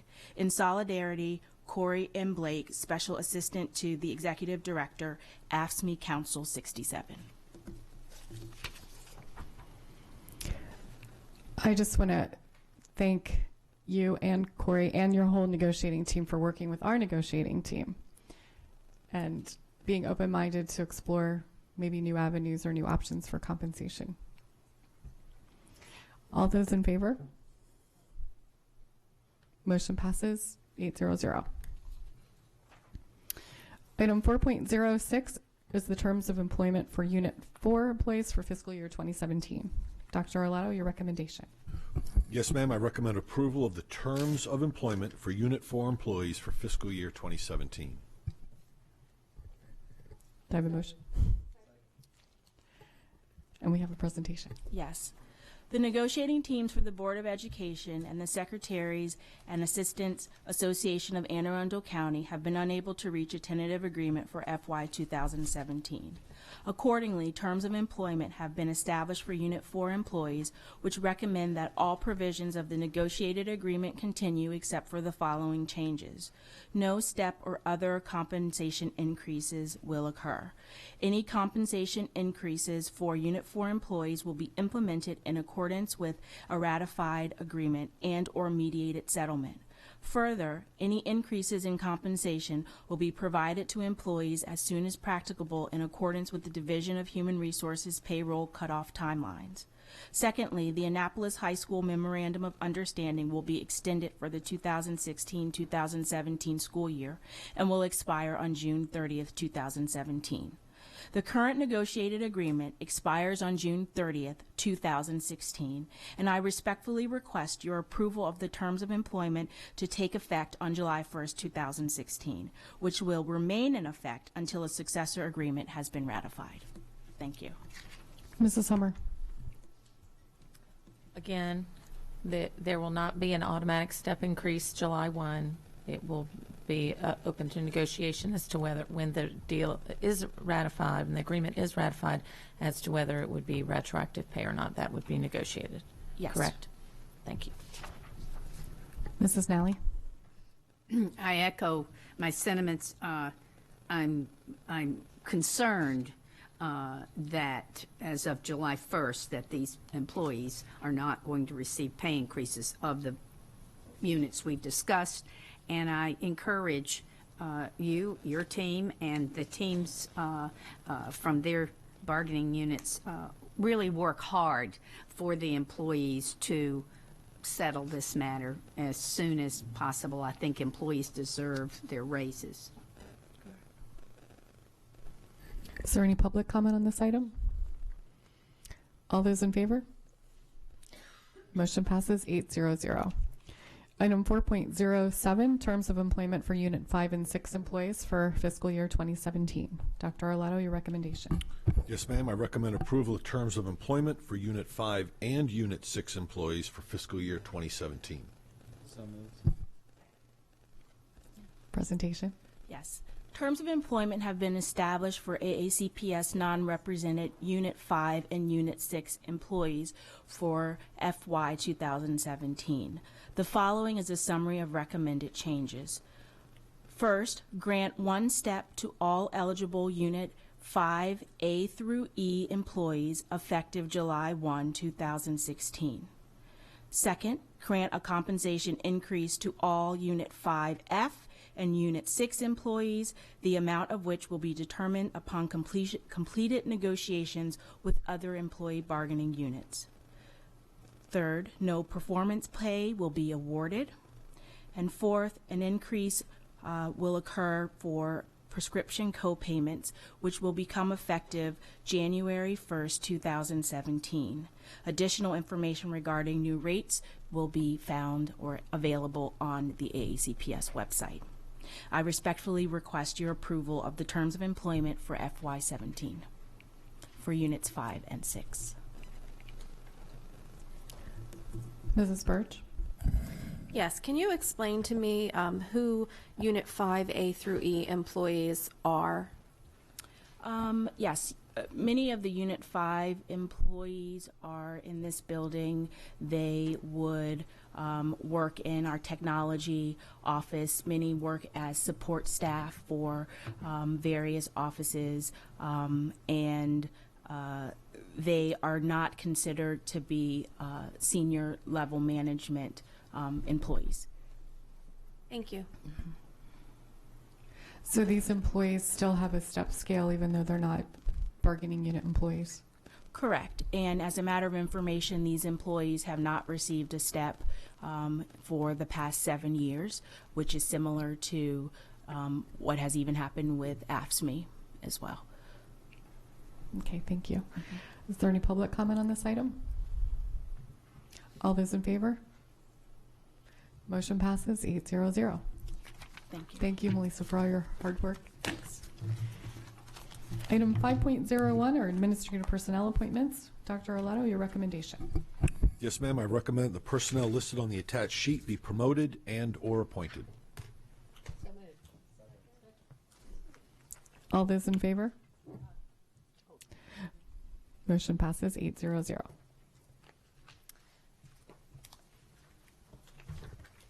Item 5.02 and 5.03 are second readings on policies. The first is professional improvement policy GBM employees, and this is an information item only. There were no public comments at all on the website for this one. That's correct. No public comments. Okay. Anybody have any questions about this policy, second reading? Any public comment? Okay, so one more time, it'll be back July? Yes. Okay. And then the other policy, 5.03, student behavior interventions, exclusion, seclusion, and physical restraint policy JK, also a second reading with no public comments, correct? That's correct. Okay. Mrs. Birch has a question. Now, I may have asked this last time, but did you get a lot of input from the special education community before you put this together? Because I'm just really surprised there was no public comment on this policy. Okay, so we did get input from the special education community and was shared with them, and I'm just trying to recall in the process when that occurred, but maybe part of the reason is because much of this is scripted by Comar. Okay. So they're pretty familiar with it, and much of it is, So it's nothing shocking, it's nothing new, it's... Correct. It's okay. all driven by Comar, so they're pretty familiar with that already. And there were some changes at first reading based on one parent from special education between the policy committee meeting and first reading. She's involved in CCAC and gave us some really good recommendations. So we did tweak it quite a bit before the first reading based on her input. Okay. It's just really surprising on an issue like this to not get more public input. Thanks. All right, thank you. Thank you.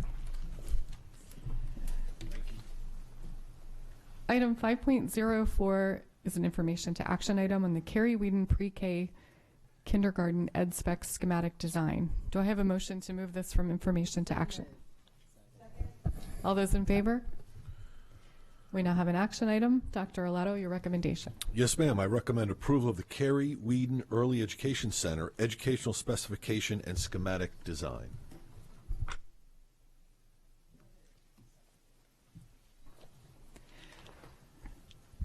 Do I have any questions from the board? Mrs. Nally?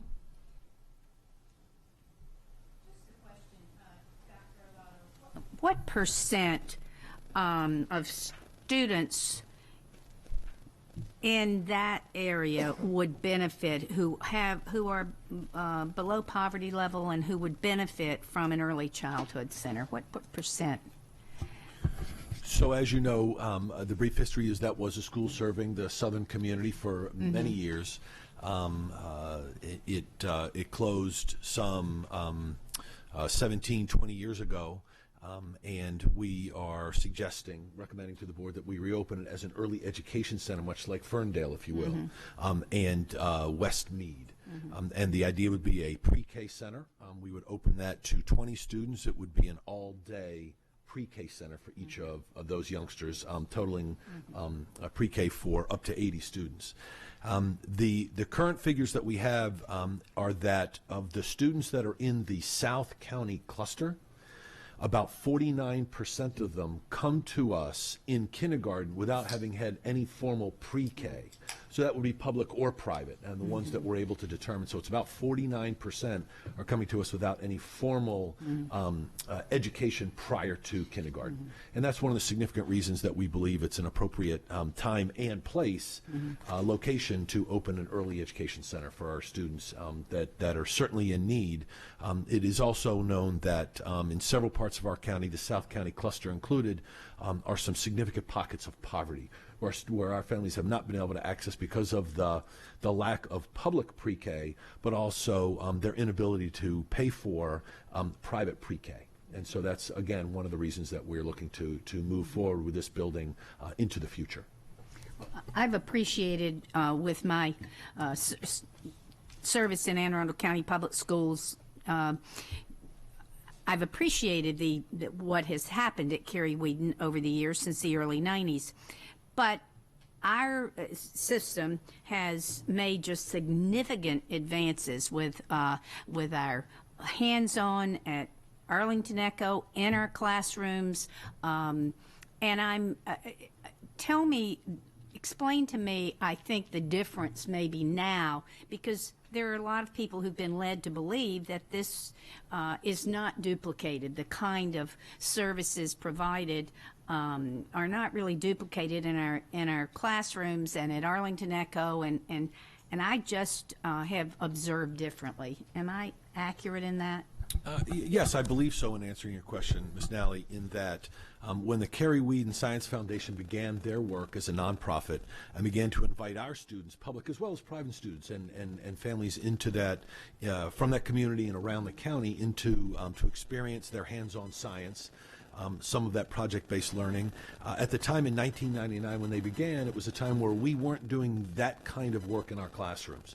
We have grown by leaps and bounds, particularly under the leadership of Michelle Batten and Kathy Kubik and Mary Talar and Dr. Maureen McMahon. We have really expanded those hands-on project-based learning, science and environmental work. And as you well know, this board went on a retreat with the Chesapeake Science Foundation. We spent a day talking with students, talking with teachers, looking at the programs, and we have a very extensive pre-K to 12 environmental science program.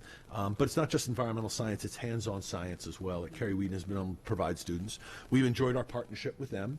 We have no desire to cease that group from operating. We hope that they continue, and then we can continue our partnership with them. We're just asking that now we're going to take that building back. As you know, they're on a year-to-year lease. We've talked about that with this board over the last several years. We've gone to a year-to-year lease, knowing that we wanted at some point to bring that building back into our fold as a school, and that's sort of where we are. So we certainly have, we deliver much more in terms of that rigor in our classrooms on a day-to-day basis than we have over the years, now more so than ever. And so we don't feel like we're losing anything. We certainly don't want to negatively impact Carrie Whedon and the group. That's a very dedicated group to the work that they're doing with children.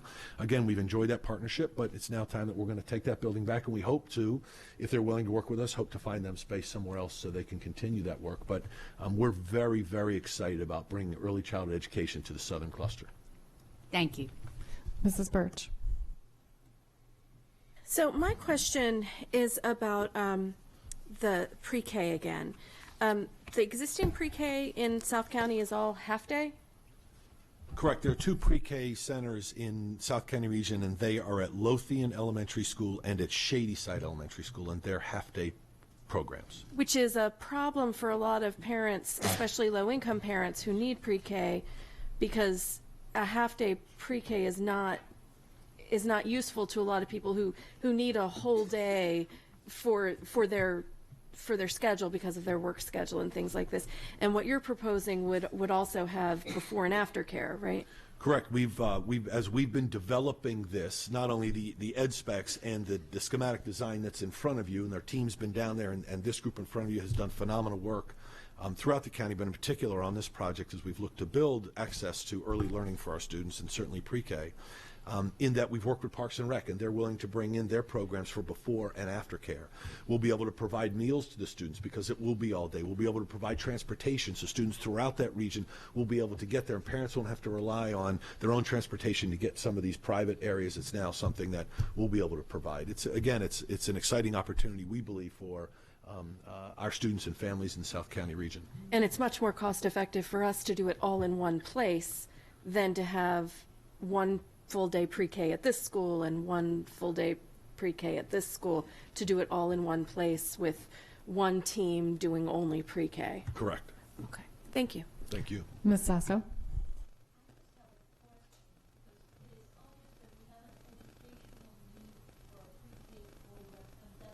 Suitable for what AACPS would like to do. At the same time, we are looking at Carrie Whedon, that basically, they have known from what I understand, I'm new to the board for 2 years, to be able to find a location, and they have not been able to find a location. Would it be suitable if we asked them if they could make a donation of everything that they have to the Anne Arundel County public system, of everything that they have over there, so that we can incorporate it in what we already have in our school system? I certainly I appreciate the comment, Ms. Sasso. I certainly can't speak for the Carrie Whedon Foundation. They have their own board that directs their work, and has since their inception in 1999. I don't know what they're willing to do. We certainly are glad to continue to work with them as we have since 1999, and as they now begin to look for space into the future to continue their programs. We're glad to work with them in doing that, but I certainly would not take this opportunity to try and speak on behalf of their board. Mrs. Pickard? Yeah, so actually getting back to the actual ed specs, since you're sitting here, we might as well ask our questions, right? In taking the time to read through it, I really think it's cool the way that we're able to use this space. Many of the classrooms can be used in a multi-purpose function, correct? So there's a cultural arts classroom that can also serve as the cafeteria, gym, because of the way those educational aspects will, right? Correct. Alex Shackno, Chief Operating Officer, and really building upon Ms. Burgess' comments that were economics driven. What we've learned at both Ferndale and at Westmead is that putting all the pre-K together and putting a focus, the whole building's focus is solely on pre-K. The principal's attention is not divided between pre-K and third grade and fifth grade. The professional development provided to that instructional team is solely focused on pre-K. The nutritional guidelines that Food Nutrition will put in place to service the youngsters will be focused on that age bracket. It really is a game changer to try to bring all those synergies and a very purposeful, very focused attention on just a very thin sliced age bracket. But we think that that really has a tremendous amount of leverage to it, and will have those youngsters much better prepared. So the building is really the vessel in which instruction takes place. I wanted to take this opportunity to talk about the instructional leaders of that building. I mean, this is the vessel, but it's really the people, and it's going to be a very special place. You cannot, for members of the public who have never been to Ferndale or never been to Westmead, it is an amazing, almost life-changing place to spend a day, and we hope to replicate the vast success and wildly popular programs that we have at Ferndale and at Westmead, but now bring that to the southern area of our county. Well, I think it's extremely exciting, and I'm a huge proponent of pre-K, and I know that AACPS will do an amazing job rolling this out. And our southern cluster, we've seen and tremendous growth in poverty rates there, both there in southern cluster and up in the Glen Burnie area. So I feel like a full day pre-K for 80 students is just going to be phenomenal, absolutely phenomenal. I look forward to advocating on behalf of the expansion. Ms. Sasso. Question for Dr. Arlotto, and this is in reference to the Carrie Whedon and their agreement or alliance with us. And it has to do, it is my understanding that the facility is part of the AACPS building. It is my understanding also that AACPS has paid for the custodian and the utilities of that building. But at the same time, Carrie Wyndham is a nonprofit that basically charges our AACP students to be able to enter the building and see the facilities. So correct on all of those counts, Ms. Sasso. It is a building that we've had as part of our stable of buildings, part of our inventory for many years. We do, through the memorandum of understanding that we've had with them over the years, that the building has been leased to that group and has been traditional in other leases, similar leases. It's for $1 a year. We do have custodians from some of our schools that are sent to the building several times a week to do some basic work and cleaning. And we do pay for the utilities to maintain the heat and air conditioning to maintain the utilities in that building. So the answer is yes to all 4 of your questions. So really their existence of their basics basically has been paid by AACPS. You could put it that way. And then the last piece was, and are they charging our students? Yes, there is a charge for each student that comes down on a field trip with their school, takes care of, schedules a bus that takes them there for their experience at Carrie Whedon and that hands-on experience. And yes, each of the students or the school system, we are charged for those students to participate. Those students that are unable to pay, I know that Carrie Whedon has some funds set aside, so they help pay and subsidize the cost for students that are unable to pay. And I think it is a $7 charge. I believe it's a $7 charge per student to participate in that when they go on that field trip. But I do know that Carrie Whedon does provide some funds for students that are unable to pay. Okay, and it is my understanding we have sort of this type of relationship with 2 other nonprofits in this area, one of them being the Maryland Arts and the other one. And do they charge our students? No, we have similar memorandums of understanding with Maryland Hall as well as the Chesapeake Arts Center. And the short answer is no. Those programs are integral to our overall arts programs. In fact, for example, the PVA at Bates Middle School was placed at Bates Middle School because of our access to that building, and the PVA students at Bates come and go from that building. They're not charged to use that building and those facilities, no. Thank you. Mrs. Hummer. Some of these ed specs, some of the things, the upgrades or improvements to the building, no matter what this building was used for, they would still need to be done, correct? For instance, the roof needs to be replaced no matter what would be in this building. Correct. So that's $1 million roughly to replace the roof. So those are funds that would need to be expended to bring this building up to where it needs to be, no matter what the building is used for. Yes, ma'am. No matter what it's used for or who the owner of the building is, just like any other building, as it ages and becomes more antiquated, certain components of the building, such as a roof, that typically have a useful life of only 20, maybe 25 years or a little bit more than that, cyclically do have to be replaced. So there are absolutely parts of that building that would require some attention under any variety of scenarios. Thank you. Mrs. Nally. I think my only disappointment is that I'll be off the board when this opens, but I'll be there for the opening. I agree. I want to echo and say that Ferndale and Westmead, the first time I went into Ferndale after, and there had been some consternation on the part of some of the community, and I was involved, we were all involved in that, and the first time I toured Ferndale and also met with the administration, I wanted to go back to being a principal again, and I wanted to go to Ferndale. And I loved the focus. It was just wonderful. I really can't say. And I would encourage, my question is that as this project moves forward, I would encourage you and your staff to include some PTA folks and gather them to see the excitement and go and tour Ferndale and go and look at what is going on at Westmead. Go and see what is in store for them. And I think it'll sell itself. Honestly, I do. But I think that the community has not been, maybe yet, aren't to that point to where they would be realizing truly what a gain this is going to be for their community.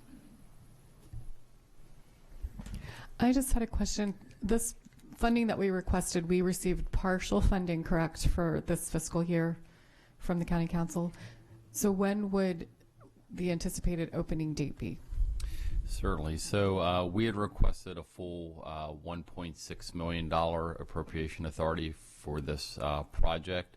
An amendment was introduced through the various stages of the budget adoption process that altered that funding stream from receiving all $1.6 million in FY17, the year that's before us, to actually spread that out over 2 years, with the first $600,000 coming to the Board of Education in this July as part of the FY17 budget. The remaining $1 million would be allocated to the Board of Education in FY17.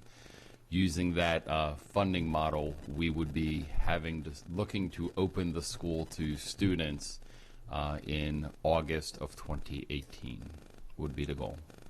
So we'll do what we can with the $600,000 this fiscal year, and then we'll continue the project and wrap it up in time to open the school. Yes, ma'am. Much to Ms. Hummer's point, there are many different components of the building that need to be addressed, and we would work with our staff and with the code authorities and with the building occupants to be able to undertake as many of them that can be safely and appropriately undertaken over the course of this upcoming fiscal year, and the remaining elements would be undertaken once the building is empty in FY18. Okay. I don't have any other board comments. Is there any public comment on this item?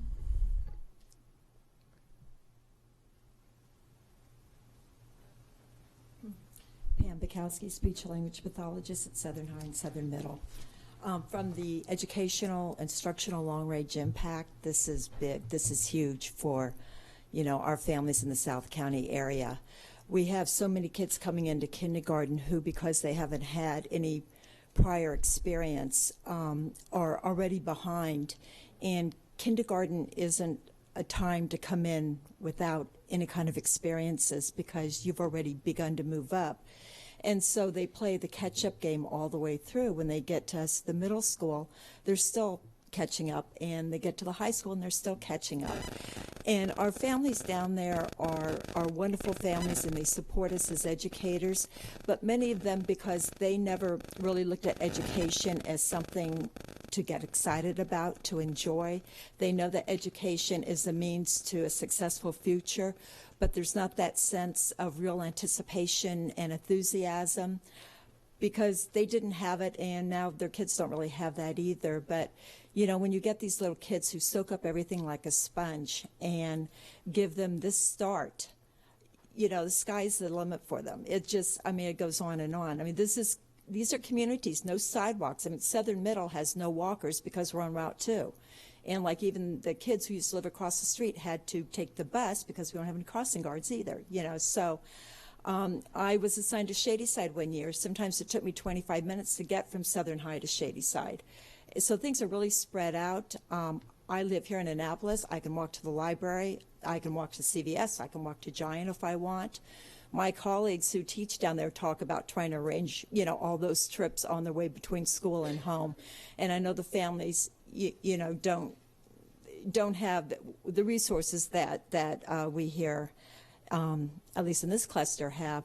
So I am thrilled to see that something like this, is occurring. I've seen the program at Shady Side in Open School, and they've done a phenomenal job. And when Lothian shared space with us, I also had the advantage of seeing that. So being able to take advantage of a center like Carrie Whedon, and just have all these opportunities for these kids, and then by extension to their families, is exciting. Shady Side is actually the only non-PTA school down there, but they have a very vibrant PTO, as does Southern High. All the others are PTA schools, so we're good to go. Thank you. Thank you. All those in favor? Motion passes 800. Item 5.05 is the Millersville Administrative Facility BGE deed of easement. This is an information to action item. Do I have a motion to move this from information to action? Second. All those in favor? We now have an action item. Dr. Arlato, your recommendation. Yes, ma'am. I recommend approval of the Millersville Administrative Facility BGE deed of easement. Mrs. Hummer. I just have a question. We have easements like this and we receive funds. Where do those funds go? Budget-wise, where do we put that money? It's revenue unanticipated into the budget, so typically it would go into like a capital outlay account. So it goes into the operating budget as unanticipated revenue. It's unbudgeted for. And so then that could be just extra funds that are available for different projects or something? Well, we have to we aggregate those, and we have to go to the county council to get appropriation authority. It goes before the board. Typically, we'll roll something like this. We'll roll together as part of our second quarter transfer. The superintendent will bring to this board a recommendation on what categories or where the revenue is to be placed and how it is to be utilized. Upon adoption of that second or fourth quarter transfer, we then go to the county council to get the requisite legal authority to expend those monies. So we receive these. They'll be held in reserve, essentially, as part of an undesignated fund balance until such time that this board and a county council takes their action. Okay. Thank you. Mrs. Birch. First, I think it's funny that someone discovered that $3,150 was a fair and reasonable offer for that. I don't know how you come to that conclusion, but my question is actually between this and the next one, because I don't know. What is the difference, or how do you decide whether you're going to do an easement or a right-of-way? And is the difference whether you pay for it? Because we're doing an easement here and a right-of-way on the next one. And this was my big question. Anybody know? So essentially, the easement is providing them a long-term. It's a long-term arrangement for them to install their utility, in this case underground, and it's a long-term encumbrance on the property, and they're compensating us for that. The right-of-way is more of an accessibility authorization. In the case of the BG&E right-of-way agreement, it would be to install an interrupter, which is actually above ground. It will be installed on a pole. It's a piece of gear that BG&E utilizes to increase the reliability of it. So it does not have the impact, the long-term impact in terms of the utilization of our property. We have made BG&E aware that, for example, our Old Mill complex is part of our 6-year plan, and that they realize that depending on the outcome of the study and where our capital budget takes us, it would certainly potentially have an impact on this. But BG&E has determined that increasing the reliability of their and the robustness of their network in that Old Mill area is important enough that they still want to take this action. So then the right-of-way we could take away when we do the Old Mill plan. Right. It does not have as much permanency. Okay. The easement we would have to reacquire. Okay. Or negotiate to essentially reacquire. And if they didn't want to sell it to us, they wouldn't have to. that could become more complex, yes. Okay, all right. Okay, well, that does help. Thank you. That helps me a lot. Thank you. Mr. Gilliland. Thank you, Madam President. Just one quick question. I'm looking in, what is this, Section 12, noting that the work is going to occur 7 a.m. to 3:30 p.m.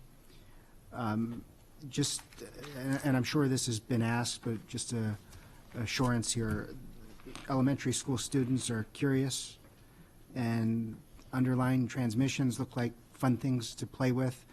I'm just verifying that walkers who are, you know, walking by, students at recess, et cetera, no one's impacted. So there's two comments. One, this actually is at our administrative facility that houses our transportation division, so there are no students at this facility. And then it's located along Millersville Road.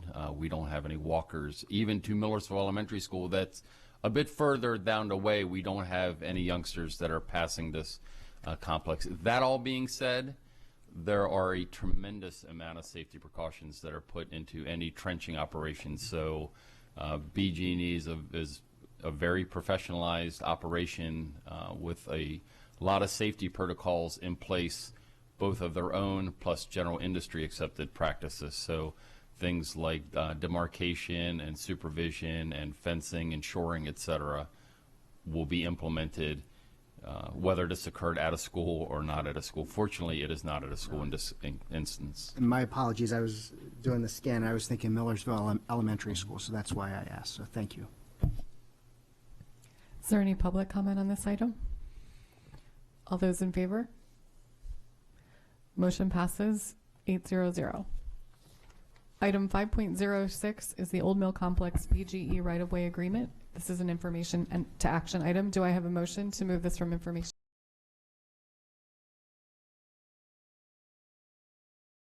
Old Mill Complex BGE right-of-way agreement. Mrs. Sasso. Why, if we might need it in the future, why are we allowing them to do it overhead and we are not requiring it for it to be buried underground?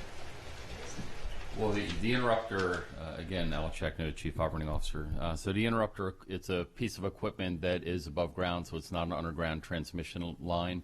It is something that senses a fault within the electric grid and then automatically allows some adjustments. So instead of us having a phase outage or a loss of power and having to dispatch a utility crew out there, this piece of gear, this piece of machinery will first try to fix that fault and allow the continuation of electric service. So so this piece of equipment is an above ground device that's either pole mounted or cabinet mounted. It's not like an underground line.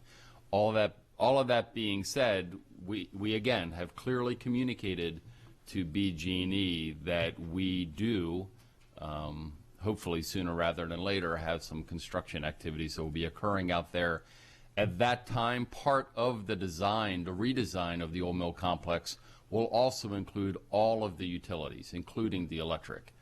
And so the functionality that both us and BG&E receive through the installation of the interrupter will hopefully be incorporated into whatever that future final design will be of the Old Mill Complex when that day comes as well.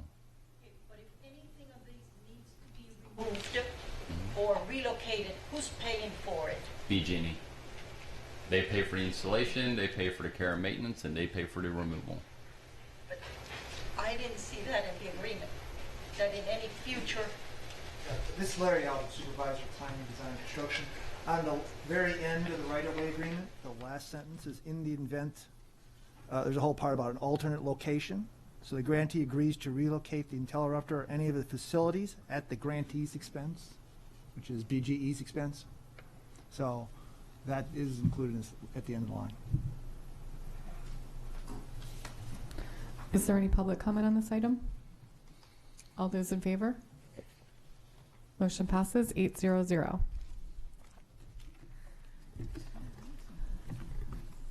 The next item on the agenda are consent items, award of contracts.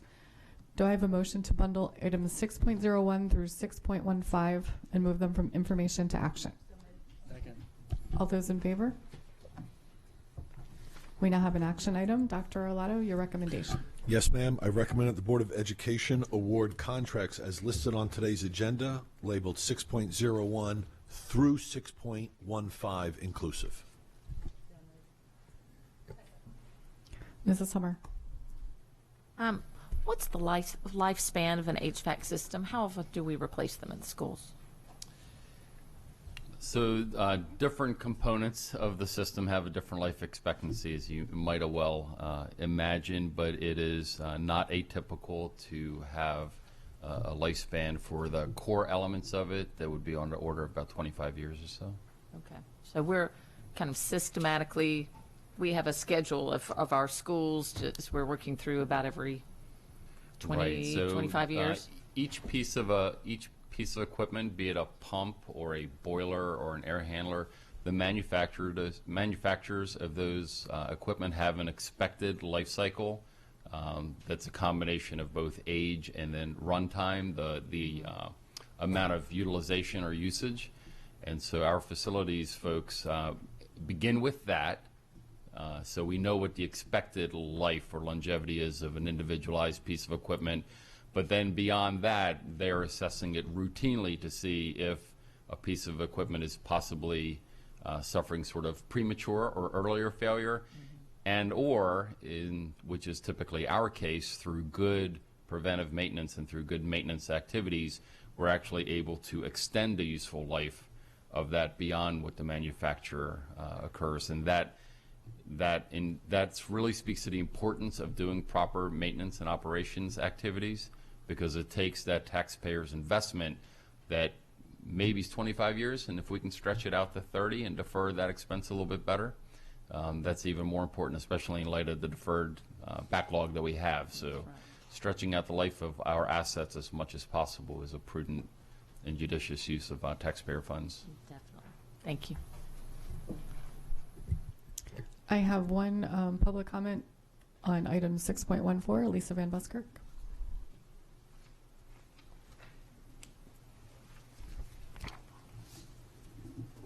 Thank you, Lisa Van Buskirk, Rest Start School Later. I have a couple of questions that I received on my phone, so I'll reference that. They're from Ms. O'Keefe. After she met with members of the AACPS transportation staff, Dr. Arlato and Ms. Sasso, she's been looking at her data for the buses, and so she has a couple of questions. And to answer your question, Ms. Sasso, sorry Claudia couldn't be here, she's at work, and since this was a daytime meeting, she couldn't come. She was encouraged that you helped set the meeting up, but a little disappointed, perhaps, I don't want to put words in her mouth, about the state of the transportation software. And so I believe perhaps there is a disconnect between the board's intent to start school later and the staff's intent to start school later. That perhaps is where the disconnect may be, in her opinion. And I know that Dr. Arlato conveyed to her, I believe, that the BOE must specifically direct ACPS to start school later. Anyway, so the question specifically, oops, oh goodness, now I touched something. I have to go back. Regarding the transportation contract, you have bus 37 going to Forbush, Hunt Valley, but based on the published bus schedules, bus 37 picks up at Southern High School, Southern Middle School, and Tracy's Elementary School, and Tracy starts at 9:15. Hunt Valley is over an hour away from these schools, and the Forbush school day starts at 9 to 3. But if they mean bus 237 and not 37, then the last drop-off from Arundel Mill for an 8 a.m. start might be enough time to get to Hunt Valley for 9 a.m. So same works for most of the other bus numbers on their spreadsheet. It appears they're missing the first digit. So what bus numbers are being referenced in the contract is the question. And then are these part of the buses going to non-private placement that would be affected by ordering 10 more buses for a start time slide? I guess we'll have to check that for you. Okay, but if you're going to approve a contract for those entities, perhaps that be something you want to know. Thank you.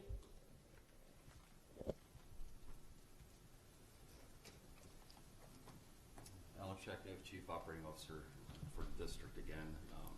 Just, it's a very simple answer. So this is a route number, not a bus number. Okay. And I don't know what. Yes, sir.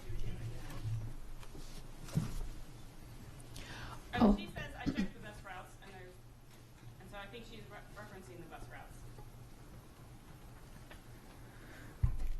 All those in favor? Motion passes 800. I just have one announcement. The next Board of Education meeting will be Wednesday, July 13th, here in the boardroom at 10 a.m. Mrs. Nally. I'd like to move that we go into closed session to discuss the appointment, employment, assignment, promotion, discipline, demotion, compensation, removal, resignation, or performance evaluation of appointees, employees, or officials over whom this public body has jurisdiction, or any other personnel matter that affects one or more specific individuals, and to consult with counsel to obtain legal advice on a legal matter. All those in favor? All right, this meeting is adjourned. Thank you.